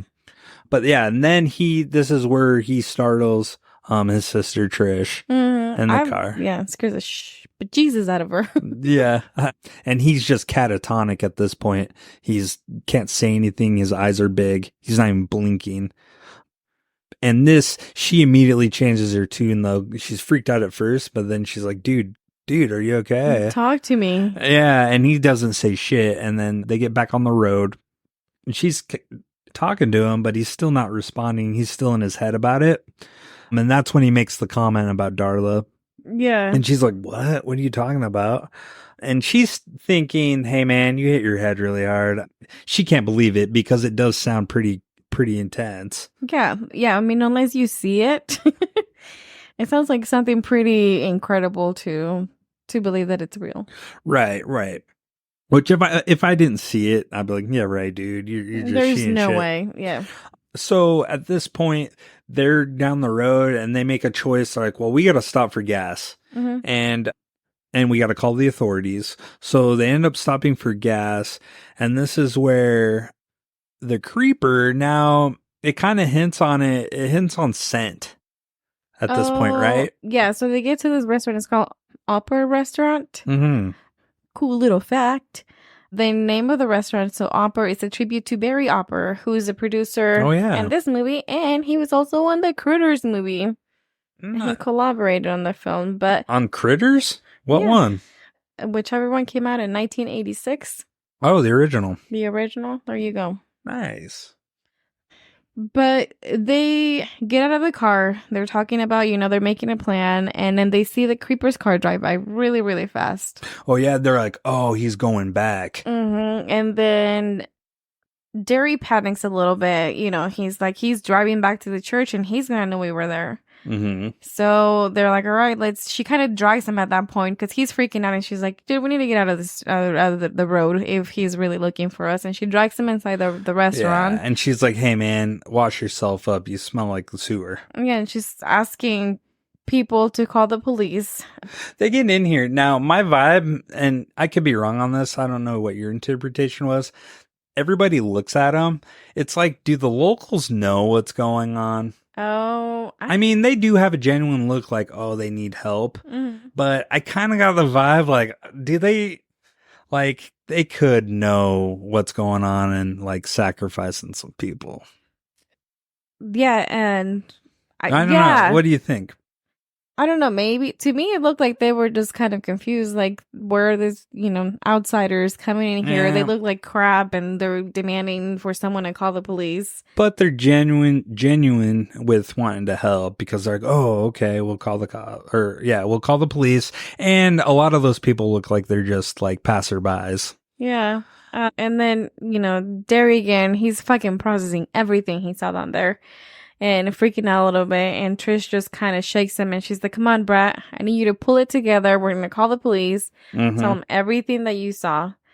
And this is when it also gives you a little hint of what attracts the creeper. And Derry says that he is so, so, so scared after everything he saw. Because one of the things that's referenced in here soon is that the creeper. I know, but in this moment, what did you say? What triggered it? No, it gives you a hint of what the creeper is attracted to and why he's following them. Because Derry says he's so, so scared. Oh, yeah. And then later on, we find the psychic starts talking about fear. Yeah, so he sniffs fear. Yeah. That's the way he keeps I didn't catch that part in that movie. That's good. Because he really emphasized it to her. He's like, Trish, I am so scared. So as they're waiting for the police to be called, the payphone that they're next to goes off. And then the slow guy, he's like, are you going to answer that? And she's like, fuck, fine. Oh. And she answers it like, hello? And then that's when the lady, Giselle. Yeah, she's like, have you seen the cats yet? And she's like, what the fuck? Cat? And she says more stuff to Trish, but then Derry takes the phone. Yeah, because she starts talking about something else that triggers him and he grabs the phone. He's like, who is this? Yeah, she's like, did you see everything down there? And then she's like, is this Derry? And she starts calling out exactly what he's wearing. The ripped shirt, the rose tattoo. And he freaks out. He thinks it's someone out there fucking with him. Yeah. And he tries to go look and then yanks the phone. It's pretty good acting right there. But what else? She says the cats, and then she's like, just listen to me. And she's not being crystal clear, but in her defense, these kids are being dumbass kids. Like, I would be listening. I'm like, okay, you got my attention. I've just seen some creepy shit. Yelling at her. They're like, what are you talking about, lady? But instead of explaining it to him, like, okay, slow down. I'd be like, shut the fuck up for a second. Listen to me. Yeah, listen. Listen, Linda. Listen. Yeah, and Giselle, she's on the phone with Derry and she's like, I know what you saw down there. And she's like, it's the house of pain. It's what he calls it. Yeah. With all those bodies. So I like that too, that he calls it the house of pain, because that just makes you think even more with all those bodies on the walls. Like, he is torturing these people. Yeah, and then this is where, Derry's like, I don't know what you're talking about. He's like an idiot. Trying to, he doesn't want to. I don't know what he doesn't just. Maybe he thinks this is crazy. At this point, you don't have facts. Like, start getting information. Clearly, this lady has information. Try to get more out of her. I would be. Instead of just trying to be confused, like, oh, what are you saying? Like, clearly she knows your description. She knows your name. Try to get more info out of her, Yeah. But he's left with like bits and pieces, like, and she even owns it. Like, her visions aren't crystal clear. Yeah. But she keeps saying, like, listen to this. If you hear this song, run. And then it's the classic, the Jeepers Creepers. Yeah, she's like, I don't know if it's a demon, a devil, or just a hungry thing from some place in town. She's like, all I know is that it's never going to stop coming for you until he gets you. And she's like, did you see the license plate? And he's like, what? The beating you? And she's like, no, really think about it. And yeah, and then kind of puts it together with this song. And she's like, if you hear this song playing, you run, because it means that something's terrible coming. Something so terrible you couldn't even dream about it. So I love this knowledge dump that they do here. They do it tastefully because this lady does it really good. I like when, like you said, the demon. I don't know if it's a demon, a beast, just something that needs to eat. Mm-hmm. I think she did this really well because at this point, I am creeped out. Originally, when I seen this, I was freaked out. Whoa. I'm like, whoa, because we live in an area, and for my job, we travel in areas like that where you're isolated down a towns. road. Yeah, you're going through a 1-lane road, and it's like a real situation that it could happen. So it puts me in that place like, oh, god damn. Like, when I was 12, I'll shit you not, we used to camp all the time. Like, it freaked me out. Like, this movie afterwards, I even thought about, I was like, oh shit, I want to go camping, dude. I don't want no fucking thing coming after me. Eating your eyes. Mm-hmm. And then if they repay her with a fuck you lady and hang up on her. Which I kind of understand that too, being 22 years old or whatever in college, young, naive, and not really understanding what's happening. Having that reaction, I could see happening. Yeah. But again, I don't see me doing that. You would have been like, okay, tell me more. Yeah, I'm like, I need more. Let's meet somewhere, man. Yeah, and then they walk away, and again, Trish is like, okay, we're talking to the cops, and we're getting out of here. Yeah. And cops show up. And then this is where Trish, again, she kind of, after, it's all a little bit settled, she kind of makes a dream like, everything that you mentioned, it sounds too much like a bad dream. And Derry gets upset. Crazy. He's like, are you effing kidding me? Like, you don't believe me? And he asks her several times and won't let it go. And he's like, look me in the eye and tell me you believe everything I said. So I love in movies where they do this, they're screaming or they're being really loud in a small restaurant. Everybody would be looking at you. I'm sorry. They would be talking in a lower voice. Like, I'd be like, you don't fucking believe me? What the fuck? Yeah. Like, I would not be super loud and hysterical. I just love that because nobody's paying attention to them. The cops can't hear him or anything. And then when they walk up, they're like, hey, and he's clearly grabbing his sister like aggressively. All freaked out. And then the cop comes back and, they're talking to them and he's like, all right, kid, you said you saw Kenny and Darla, the kids that went missing. And he's like, well, the car was found and this was over 40 years ago. And Jerry's like, yeah, I saw 20 years them. ago. Was it 20? I Yeah, thought it was 20, 40. 78. Oh, no. But he's like, I'm just trying to get the story straight. yeah. And Jerry's like, no, I swear. He's like, I saw them. They had skin. And he's like, how would they have skin? It's been 20 years. They would be bones. Yeah. By then. And that's where the cop, and I honestly believe the cops are just trying to get the facts. I don't think they think what he's saying is not true, but I don't think it's like they think it's sounds true. A little outlandish at the moment. Right. I think they're going to investigate it because definitely it's sounding pretty crazy. But I think at the same time, they're trying to like, maybe he did hit his head. Like he looks kind of like in bad shape. At this point, then the other people in the restaurant are like, hey, isn't that your car?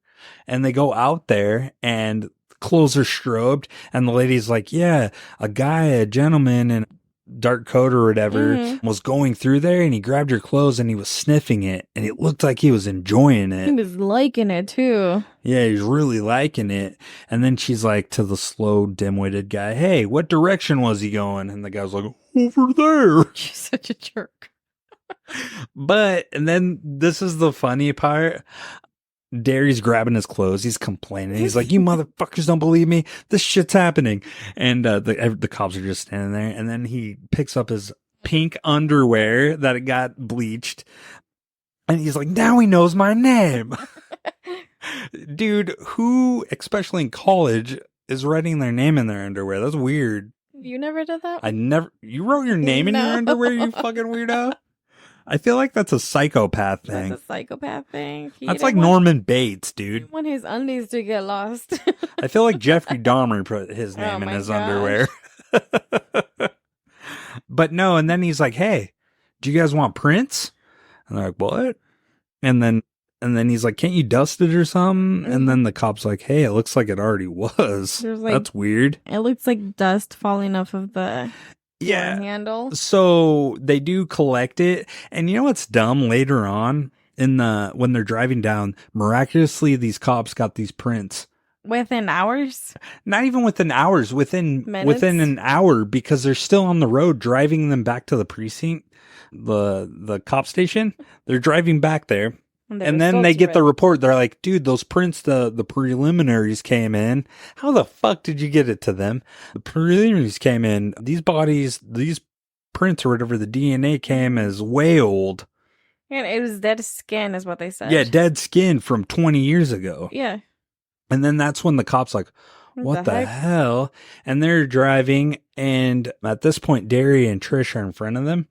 And she's got the radio on. At this point, they feel relieved. Like, cops are here. Following. We can relax. Now we can finally, after giving the report, we can get home. At the same time, like, they're slightly confused. There's a conversation. How is he getting back? They make it sound like the church was really far away from the restaurant. Like they drove a ways. Yeah, and they're like, how did they get so fast from the church to the car and sniff, their stuff? He's like, he drives fast, but not that fast. Yeah. So, but it does show at that restaurant, like, it doesn't show him, but it shows like a shadow of something flying. And Trish looks up. So he was flying. He dumped his truck somewhere. Also, there's a call coming from, it sounds like, other cops to the police car that's following them, Trish and Derry on the road, and they're like, hey, they're investigating at the church that they told them about. This place is completely engulfed in flames. And they're like, are those kids over there pyromaniacs? The church is on fire. There's like, we're not going to be able to collect any information, and everything's burned up.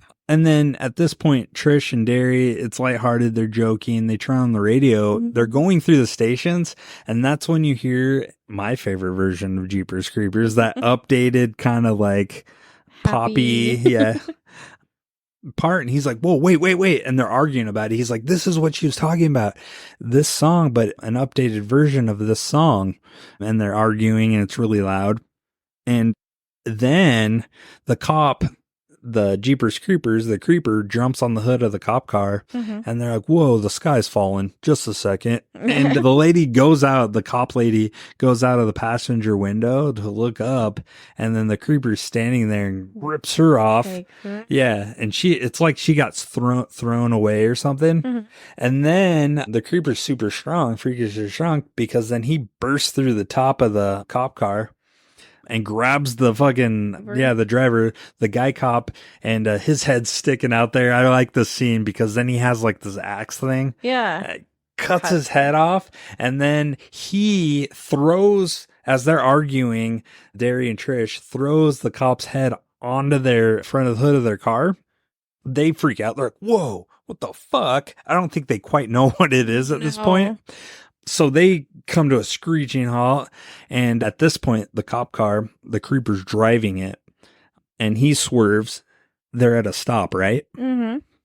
Trish comes out of the car. They both stop. They're trying to figure out what happened. At this point, they still think that it's the cops following them. Yeah, they're like, what the fuck just happened? They get out of the car, and then Trish is playing the brave, the hero. So she makes the first step, starts walking towards the cop car, and she's like, hey, are you guys okay? And there's nothing coming back from the car. Yeah, she's slowly walking there. And then as she's making her way over, Derry looks on top of their car and notices that there's blood. Like a liquid. And he puts his finger on it, and he's like, whoa, Trish, we got to get the fuck out of here. Yeah. And then Trish makes another step, and then she sees the cop's head in front of the police car. And she stops. She's like, fuck. And then she runs back into the car, and they're just sitting there. At this point, I wouldn't even be fucking waiting around. Are they gone? Yeah.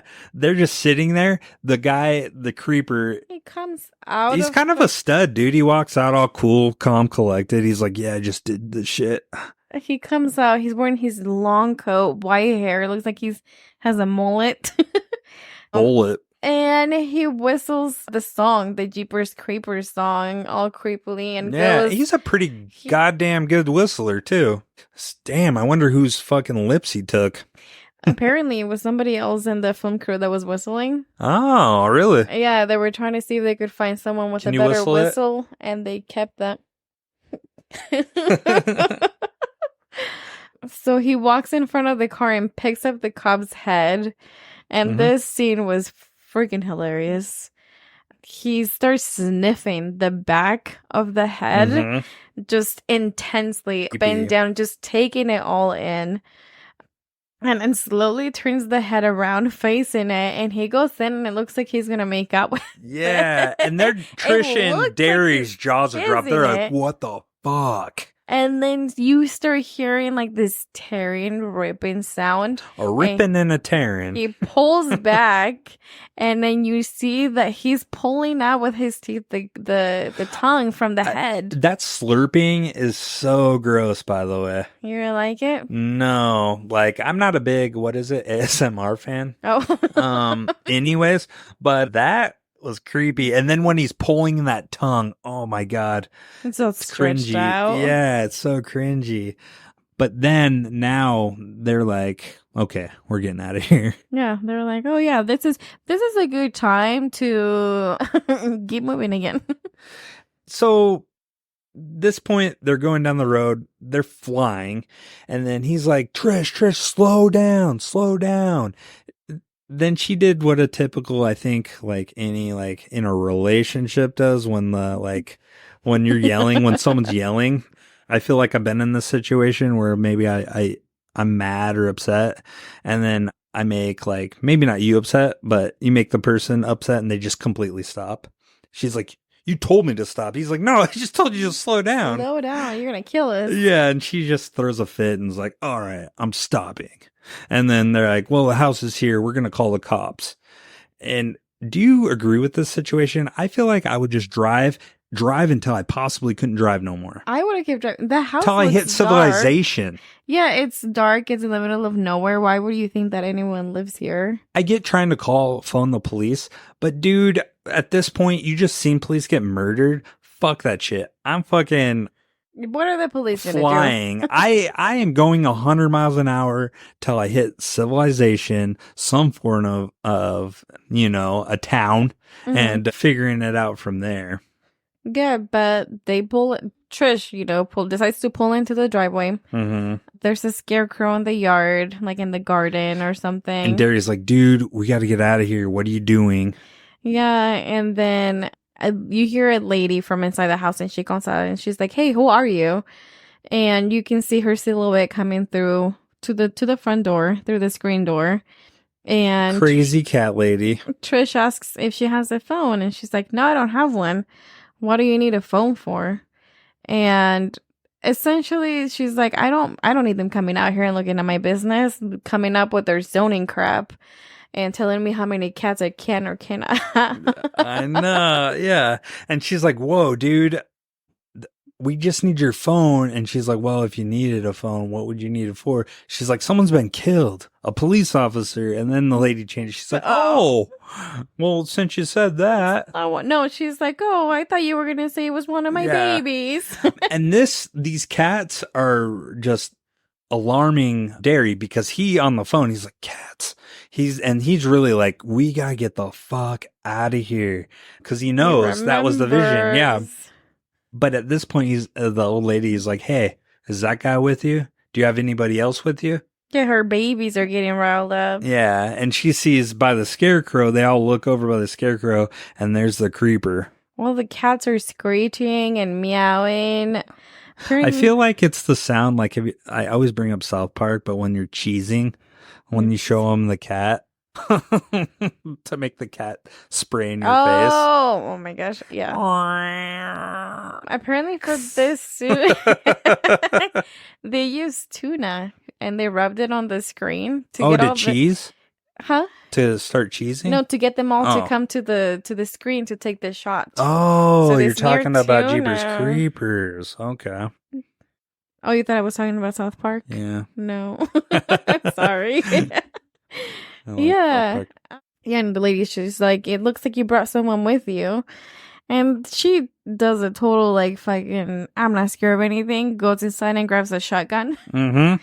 And comes out and she's like, that's not my scarecrow. And she's short of breath. She said, you got 10 seconds to get out of my property.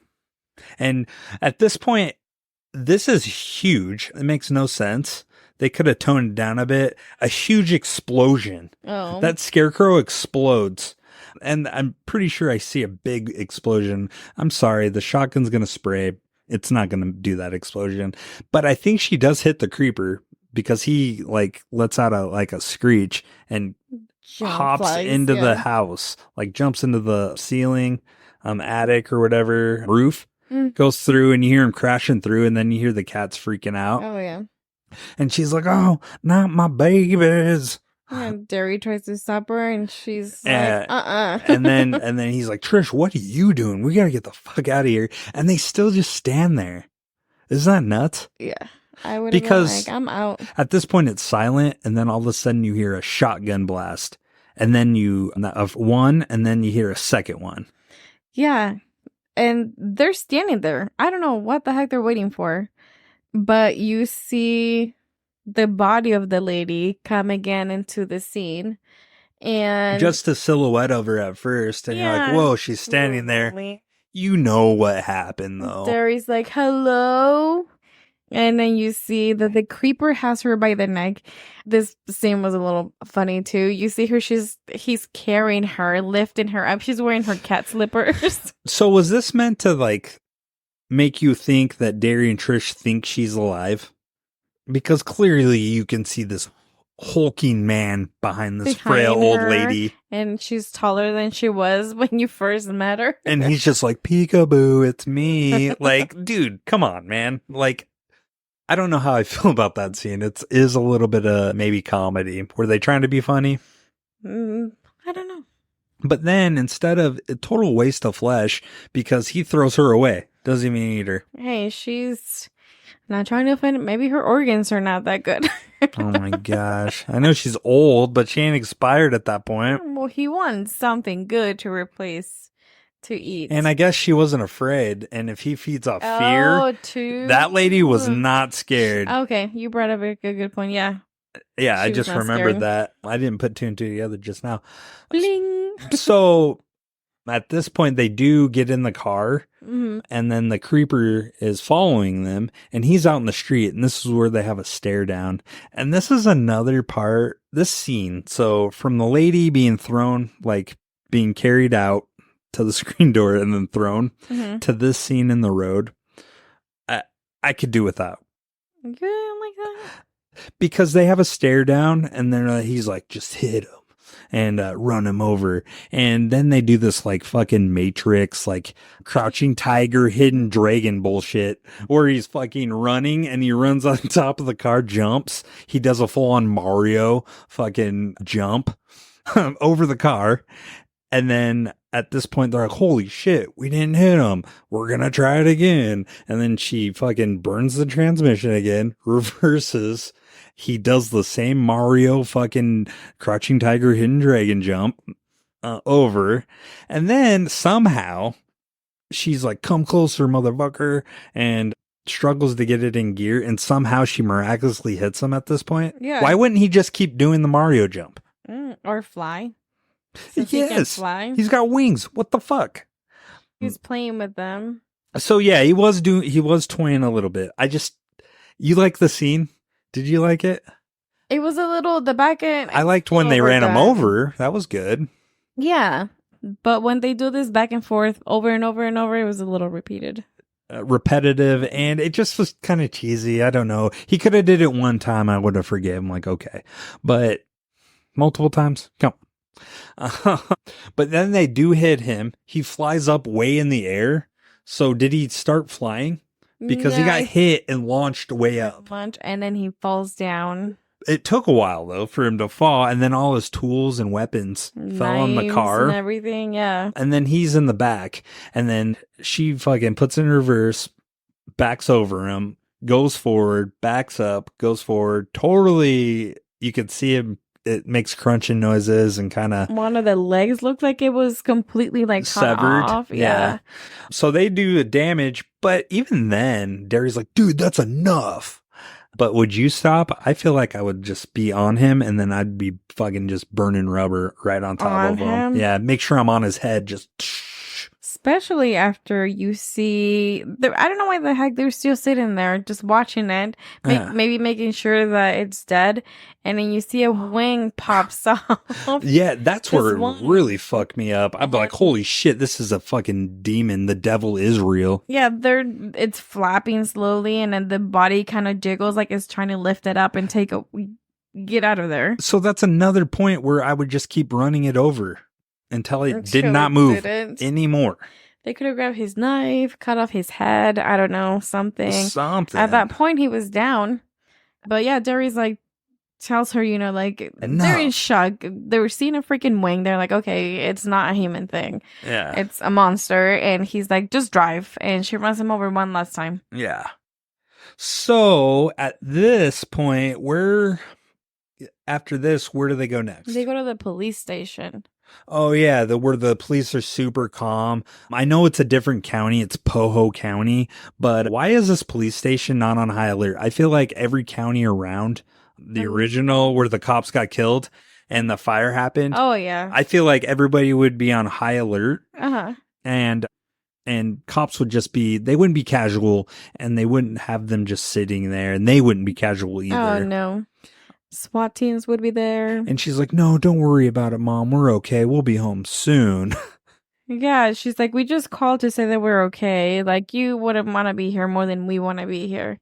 We'll see you in a few hours. And the cop manning the counter, he's just like inconvenienced over everything. He's like, God damn it, just another goddamn night. And he has a back and forth with someone who's being booked. Derry. This small town, for whatever reason, is popping, and this police station has a fuck ton of cops. You notice that for a small town? A lot of cops and a lot of missing people.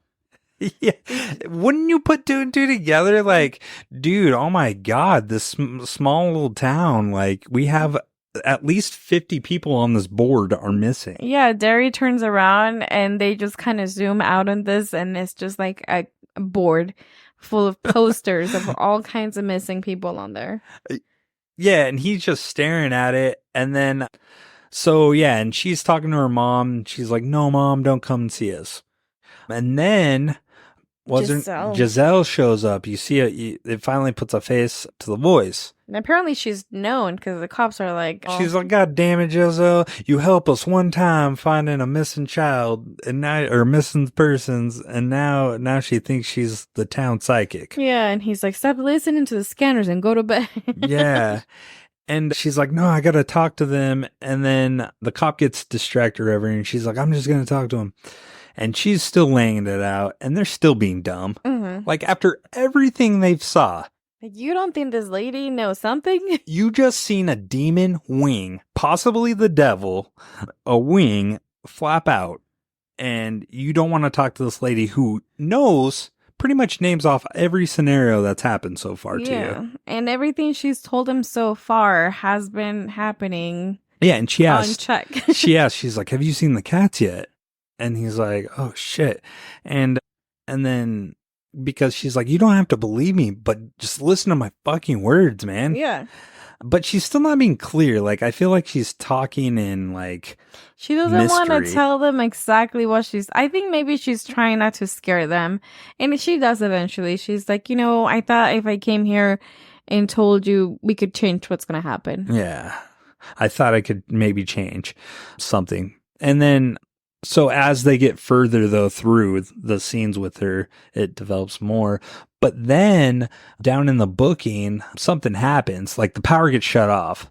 Well, before she gives some background information on the creeper. Oh, yeah. He feeds every 23 years, every spring. And she's like, she's talking to Derry directly at this point because apparently in her dream, she also saw the bodies that were down in the old church in the House of Pain. Yeah. And again, she's like, you know what it eats. She's like, and don't make me tell you. Like, she doesn't want to say the words out loud. Well, it's pretty, she's seen some pretty screwed up shit. She's like, I don't like knowing that information. I don't like having that information in those dreams in my head.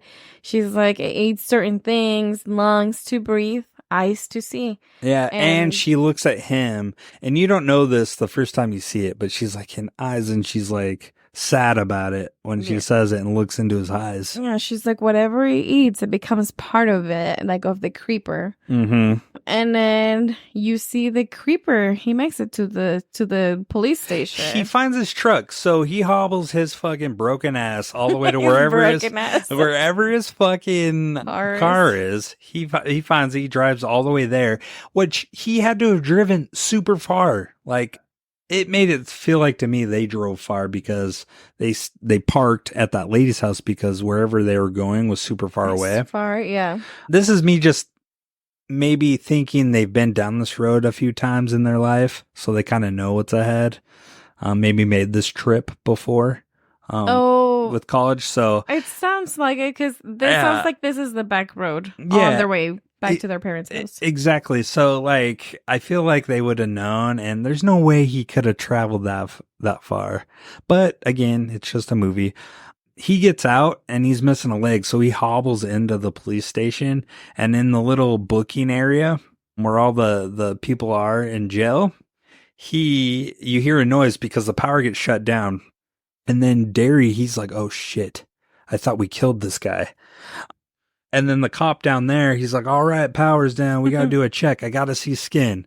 And then he kind of goes through it. A guy flips him off. He's like, oh, nice. That was You're alive. Yeah. What was that? You're alive. No, yeah. He's like, oh, thanks for that. Thanks for joining us. And then he gets to the last cell and the guys are up against the wall. They're like, fuck. And then they just kind of lean towards like, hey, look at that. They look terrified. And he moved these big hulking dudes. And there's like two or three. And then he looks over with his flashlight and he sees this fucking demon thing just like going hard in the paint. The bars on the cell clothes on the ground. And then he sees a severed leg. Like, so the creeper ate that to get a leg.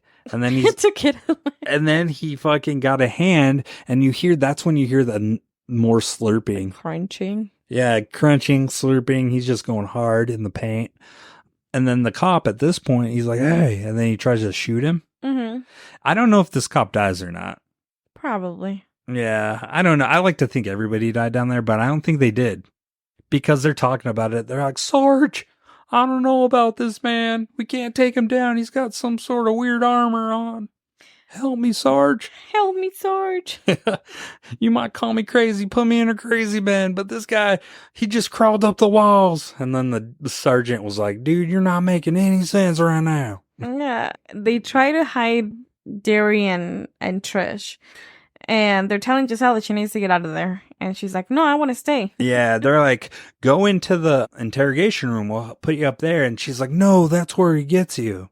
Yeah, she said, because another thing that she tells Darian a little bit more of background information was that the creeper wants one of them, but she's not telling him which one, and that it's not going to stop until she gets them and until it knows which one it likes. So it's following both of them at this point, but it wants one.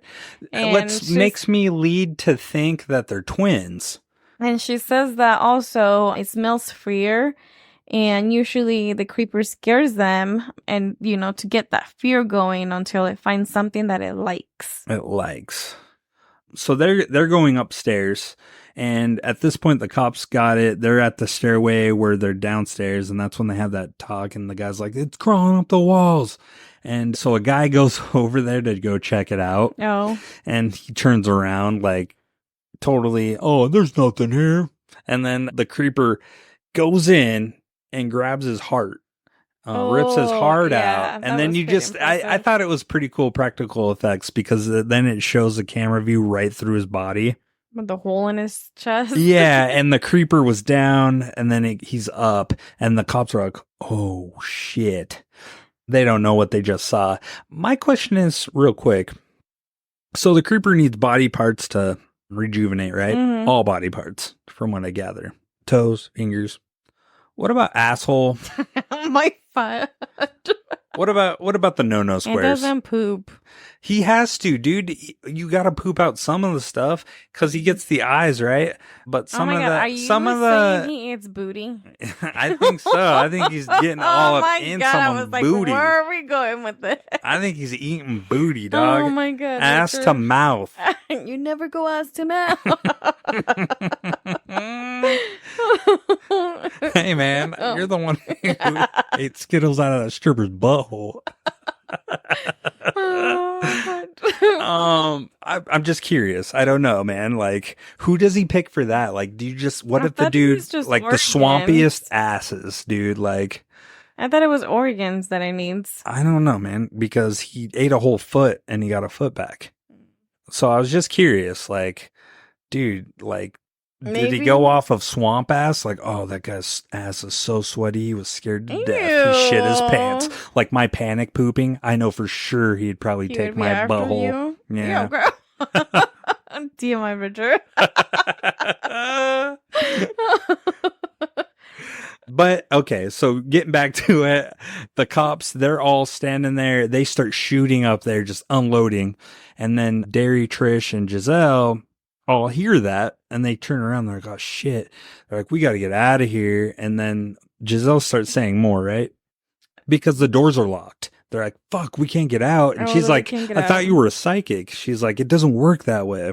Yeah, and then Derry confronts her. He's like, just tell us, like you said that in your dreams, you heard one of us screaming in the dark room, and then the Jeepers Creepers song is there. So just like tell us. And she's like, look, I came down here. I thought if I told you that there was a way that we could change it. And Derry, he's like, are your dreams ever wrong? And she kind of starts stuttering and she's like, I don't know. And then far away, you see the creeper's head pop out from around the corner. Mm-hmm. And she's like, because more comes out and she's like, I don't know, like this part of the vision. She's like, I don't know what he does to me. Yeah, she doesn't know what happens to her. What she does. And she's pretty fearful. And here's another theory. So spoiler alert, he wants Trish or Derry's eyes. So why wouldn't he take the psychic's eyes? Oh. Because she's scared.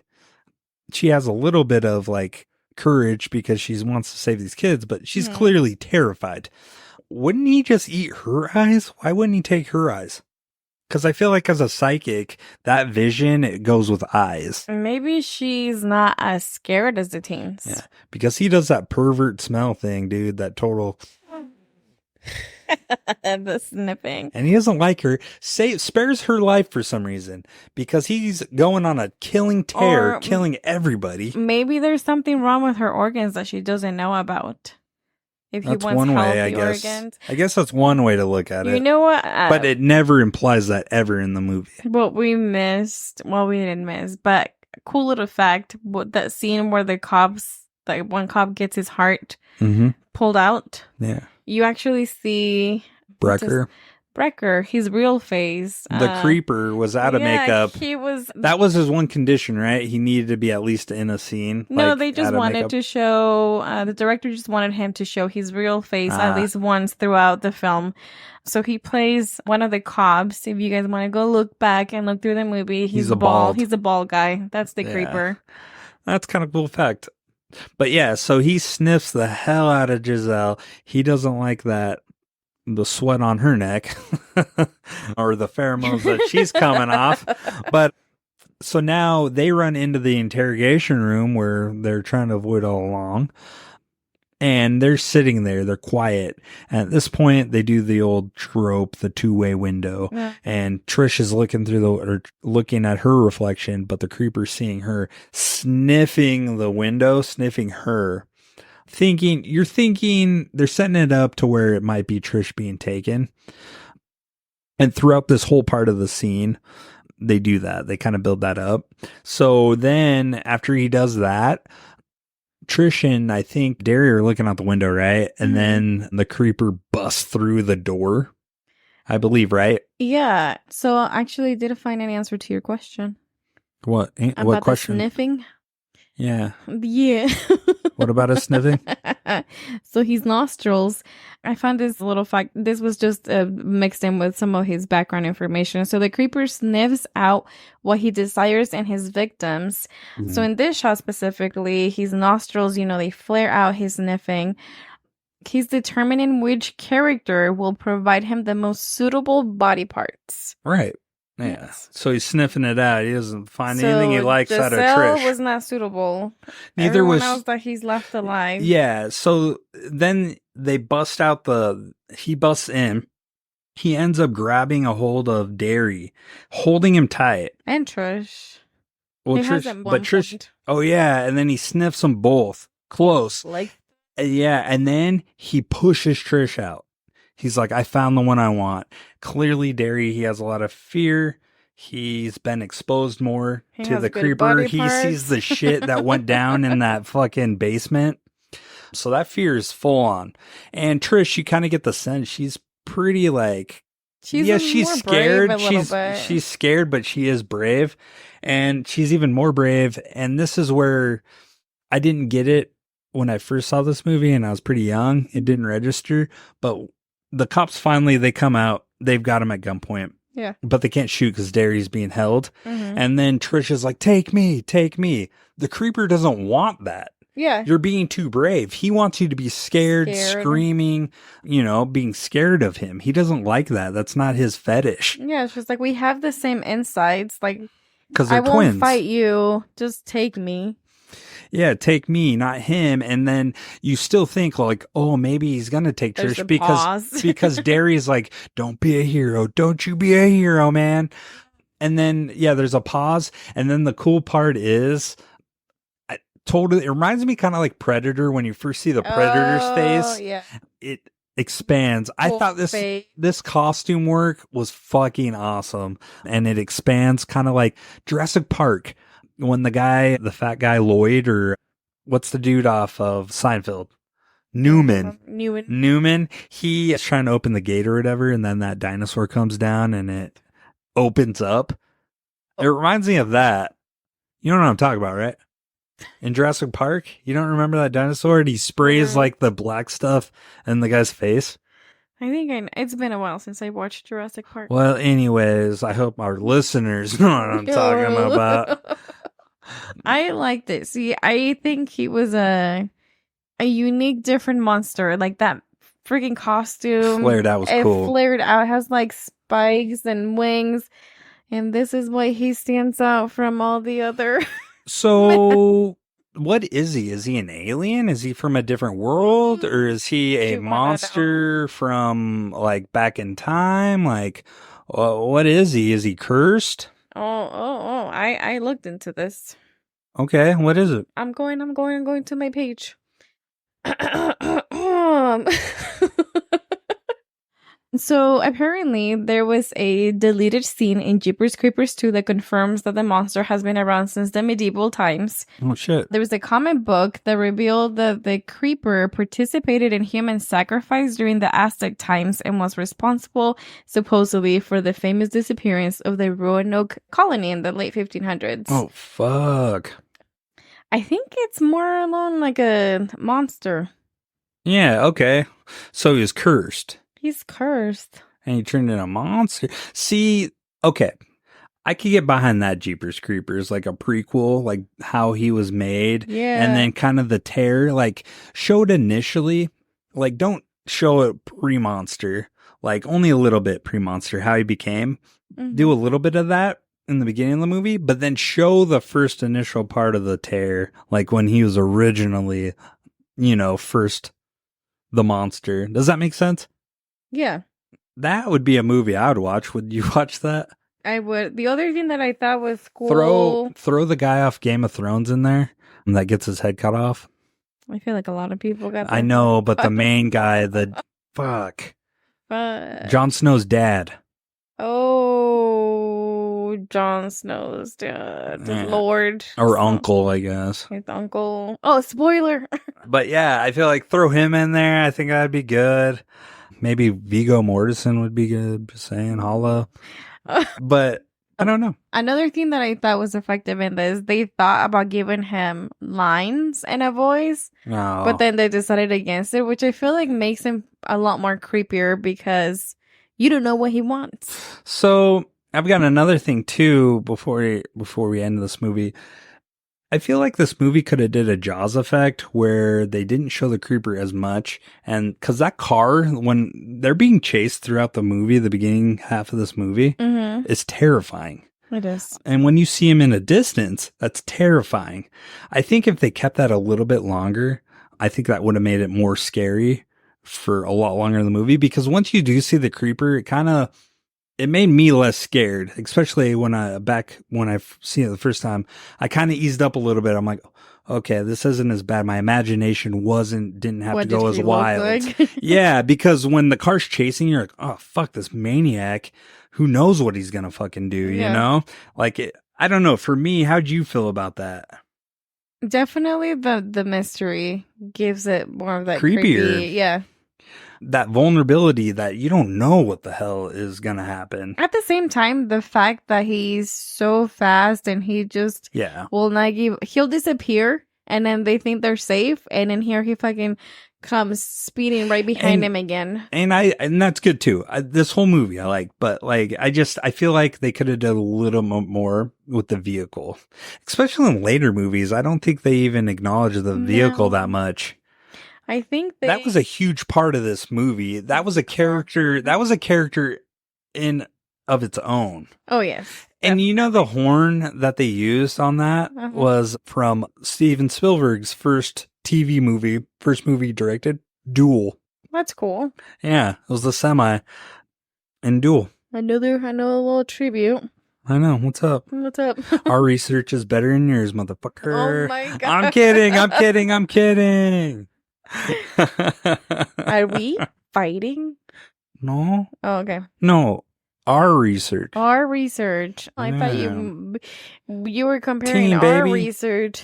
Team Annalise and Richard. Oh yeah, I forgot I was supposed to quiz you throughout. I know, I remembered. But anyways, okay, let's finish this goddamn movie. My ADD brain's going crazy. So yeah, at this point, he's flared up his face. He's looking at Trish, doesn't take her up on the deal. He grabs fucking Derry. They fly off into the moonlight. And then the cops look out the window and somehow Trish fucking runs down the stairs fucking super fast.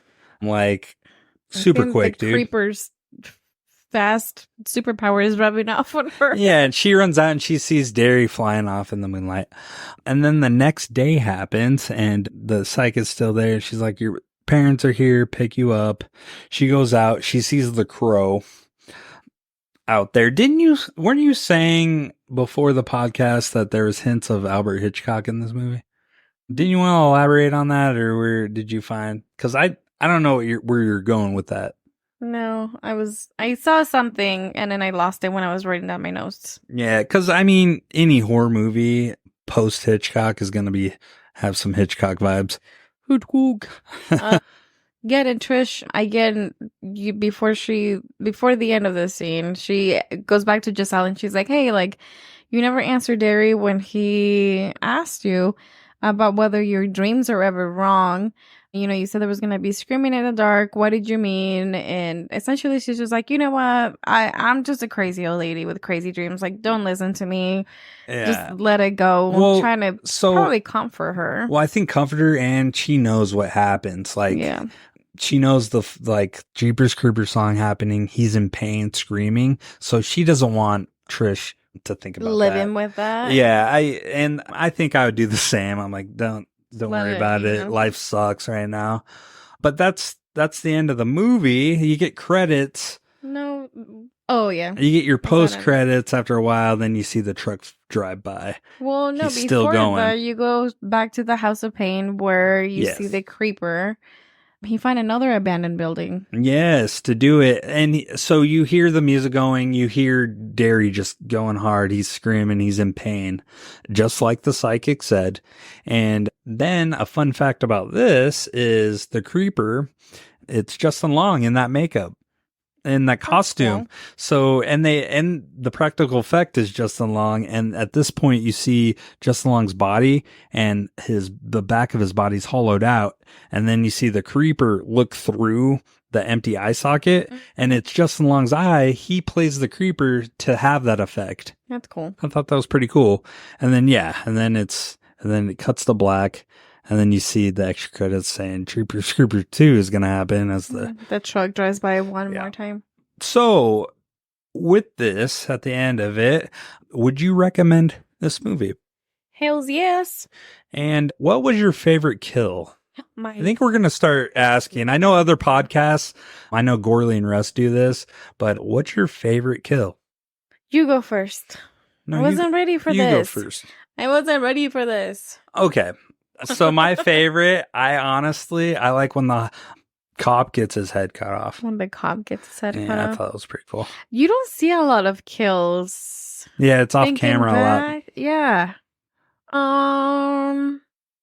Well, you got the crazy cat lady. That was very... You got the cop that gets his heart ripped out. Mm-hmm. You've got the inmate that gets his leg cut off or eaten, his arm eaten. You got Derry. We didn't see him get killed. Yeah, but we you see hear the body. it. You hear it. You got the other cop that just gets pulled out of the car. Oh, the girl. Yeah, what was your favorite kill? I would have to agree. Like, actually seeing the kills, either the cop that gets decapitated. You don't really see it either. It's imagination. Well, his head, the blade goes in. I guess Derry had the worst kill because he freaking tortured him, cut him apart for body parts. Yeah. I mean, yeah, I would have to go with the cop. So you would recommend this movie? Yes. I would recommend it too. I think this is great. This is something that I want to watch more regularly. Like, it took a while. Like I said, it's been 10 plus years since I've seen it, but I thoroughly enjoyed it. It was very entertaining, and I'm eager to watch 2 and 3. I've never seen 3. I've never seen 3 either. And I want to watch it because Trish reprises her role. Gina Patterson, is that her name? Maybe. Gina P, man. She reprises her role in that. So I'm kind of curious to see. So yeah, I recommend it too. It's a good watch. It has its quirks like most horror movies do, but I think it holds its own. I think so too. And what do you rate this movie? Oh man, out of 5? Yeah. I'd give it a 4.5. Holy shit! Whoa, guys, this is the highest rating she's ever rated something. I like it. Hold on. Oh, roundabout. Golf clap. She finally found something she enjoyed. Nice. Because I would give this movie, honestly, I would say I would give it a 4. Okay. I like it. It introduced a legendary character. The Creeper is up there with Michael Myers, in my opinion. Oh, Jason Voorhees, Chucky, those kind of guys. Yeah. Leatherface, he's in on that. So I think it did do a good job of that, and it spawned a franchise, which was pretty cool. Pretty cool. Right on. Yes. So yeah, so Jeepers Creepers, from my research, received mixed reviews upon its release, but has since gained a cult following, particularly among horror fans who appreciated its unique monster and suspenseful storytelling. And then critical reception. Critics had varied responses to the film. Some praised it for its fresh take on the horror genre, particularly noting its effective use of suspense and introduction of the creeper, a new kind of horror antagonist, like I was saying. The film's first half, involving the discovery of the creeper's lair and the ensuing chase, was often highlighted as particularly strong. Like, that's kind of I agree with. Yeah. However, the later part of the film received criticism for perceived declines in logic and tension as the plot progressed. And that I think we kind of agree on too, right? We were walking through it and some of it wasn't making sense. Some of it didn't follow through. Yeah, a couple things here and there. Yeah, but for this film, it's for what it is. Come on. So audience reception. Audiences generally responded more favorably, appreciating the film's intense atmosphere and the creeper's character design. The film's ability to blend the elements of road horror with supernatural horror struck a chord with many viewers, making it a memorable entry in the genre. And then, like you said, the box office, it scored worldwide 59 million. Mm-hmm. And then Rotten Tomatoes, do you have the Rotten Tomatoes or any other metric scores? IMDb gave it a 6.2 out of 10. Rotten Tomatoes, 45%.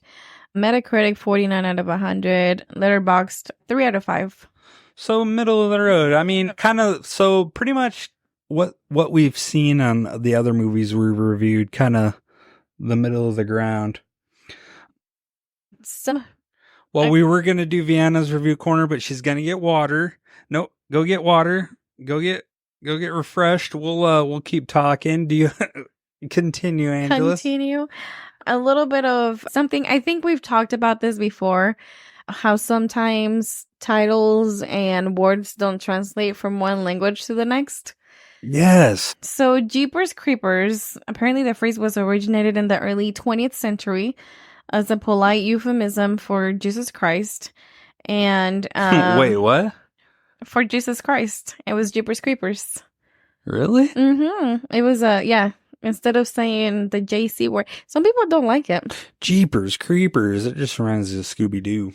So, and then later on, Jiminy Crickets was used and co-opted by Walt Disney. That's funny. I always go cheese and crackers. Cheese and crackers.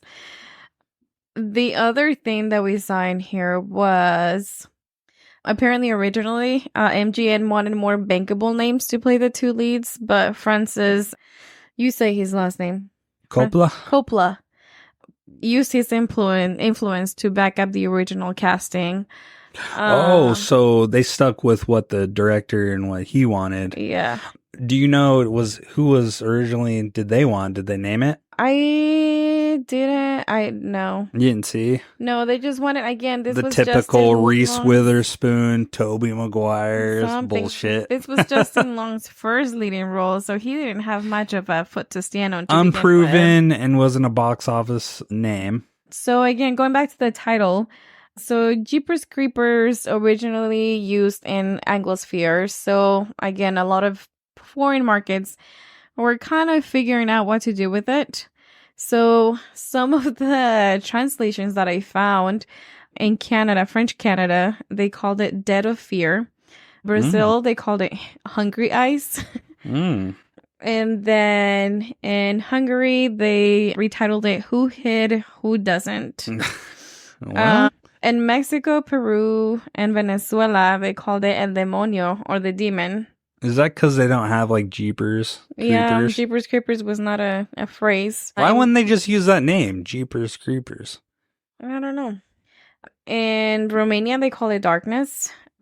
In Argentina, they came up with something slightly different, which was El Terror, or The Terror Exists. Hey, I could get behind that. France and Italy kind of aligned together in calling it the Devil's Song. The what? The Devil's Song. Oh, okay. And then in Germany, they called it Dinner is Served.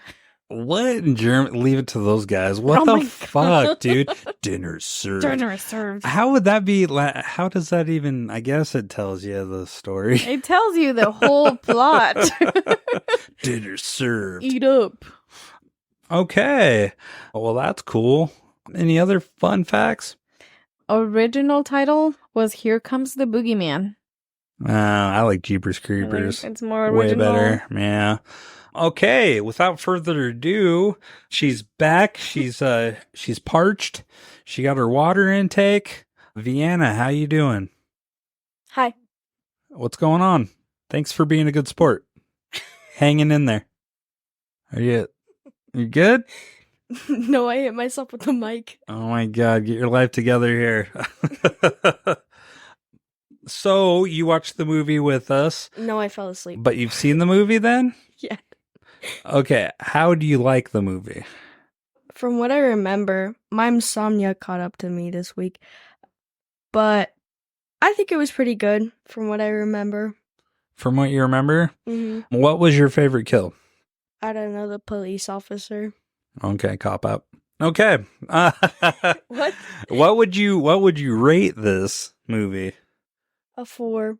You give it a 4? Yeah. Man, strong from all of us. I know you didn't watch it all, but kind of let me down, champ. I fell asleep last night too while we were rewatching it. Then now you give it a 4. Clearly is boring you.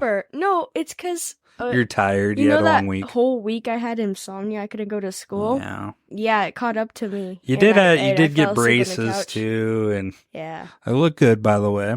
thank you. Are you able to chew yet? No, Okay, I get it. I give you a pass on this one. So were you at least able to get reviews? yeah, I was. Okay. I don't know. We're flying blind here, guys. I don't know what's entailed here. It's pretty short here so far. So someone said, apocalyptically, soul-wrenchingly bad. 1 out of 10. Ooh, can't please that motherfucker. Someone said, lobotomize the scriptwriter. 1 out of 10. Holy shit. Suspend your disbelief and get taken for a ride. 6 out of 10. Okay. I don't know how it could have been any worse. 1 out of 10. What? Yeah. If you want something scary and creepy, this is the movie you are looking for. 6 out of 10. Okay. Entertaining, but not all that. 6 out of 10. Respectable. Someone said, Jeepers Creepers is such a daddy. 5 stars. What's that mean? Is that just a cool hip way of saying it's cool now?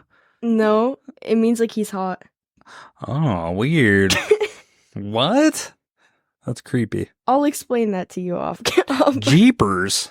And then someone said, Jeepers Creeper is my favorite X-Men. 3 stars. What? I don't get that comment. Oh my god.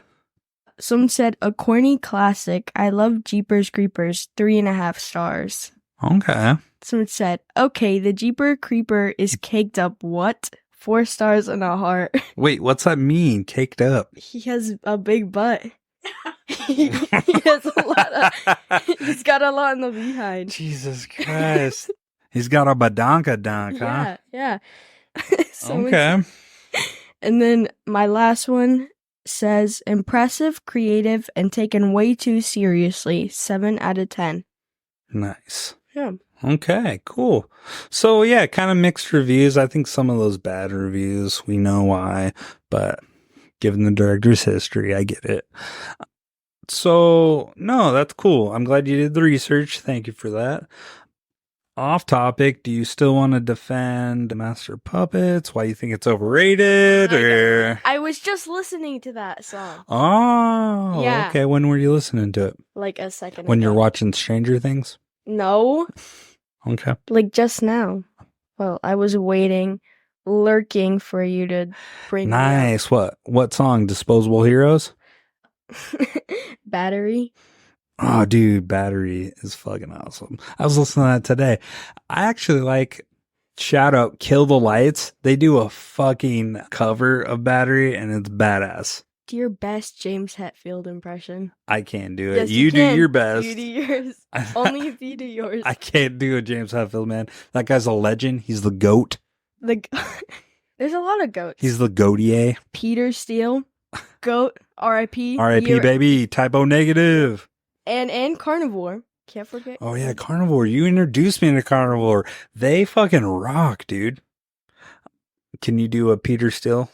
Oh, I need water for that, bud. Oh my gosh. You do yours. I can't. Yes. Let's hear No, let's she hear already did hers. let's hear Sorry. Angelus's. Let's do it. Oh, you're gonna do it, Vienna. No, you can't Come on, say I it feel 'cause like- then I laugh. Vienna, I feel like I expose my vulnerabilities and do things. I did Dave Mustaine last week. Do it again. I can't. Ah, okay. My girlfriend's girlfriend. She looks like you. Okay. Do That's yours. respectable. I can't. Yes, you can. I can't. You have a deeper voice. I can't do it. I'm sorry. I gotta warm it up. Not today. Chancho is so Whoa. You did not bring up Chanchito. disappointed right now, bro. Well, okay. Well, cool. Thank you for that. Was Vienna's review corner. Hopefully you guys enjoy that. You'll see a lot more of me next week. Oh my God. No, but she is going to co-host down the road. I don't know if it's next week. Is it next week? Yeah. So next week we're going to cover Jennifer's Body. I already have my reviews. I'm so excited. I get to talk about so many things I love. I'm pumped. So she's going to be part of the show, the whole show with us that episode. So something to look forward to, guys. I'm excited. Get to hear more of this beautiful voice and Oh impressions. my God, get out of here. Oh my God. Okay. Pass the mic. We're also getting you a mic for that. So pass this mic to Angelus. Okay, that egomaniac. Whoa, you guys have been hanging out for way too long. You're rubbing off on her. I'm not an egomaniac. Uh-huh. Okay, so work used to call me the ego Guido, but that has long since died, okay? I do not have an ego. Okay, talent. Whatever, we're the talent. Were we gonna do something like a thank you? Or? Yes. We're so annoying with the like, follow, subscribe, rate. Guys, we are Spotify. I haven't been checking the other ones. We have like 37 reviews. Thank you. Thank you so much. Like it means so much to know that someone out there, you guys are liking our content, what we're doing. I'm happy that at least one person is listening.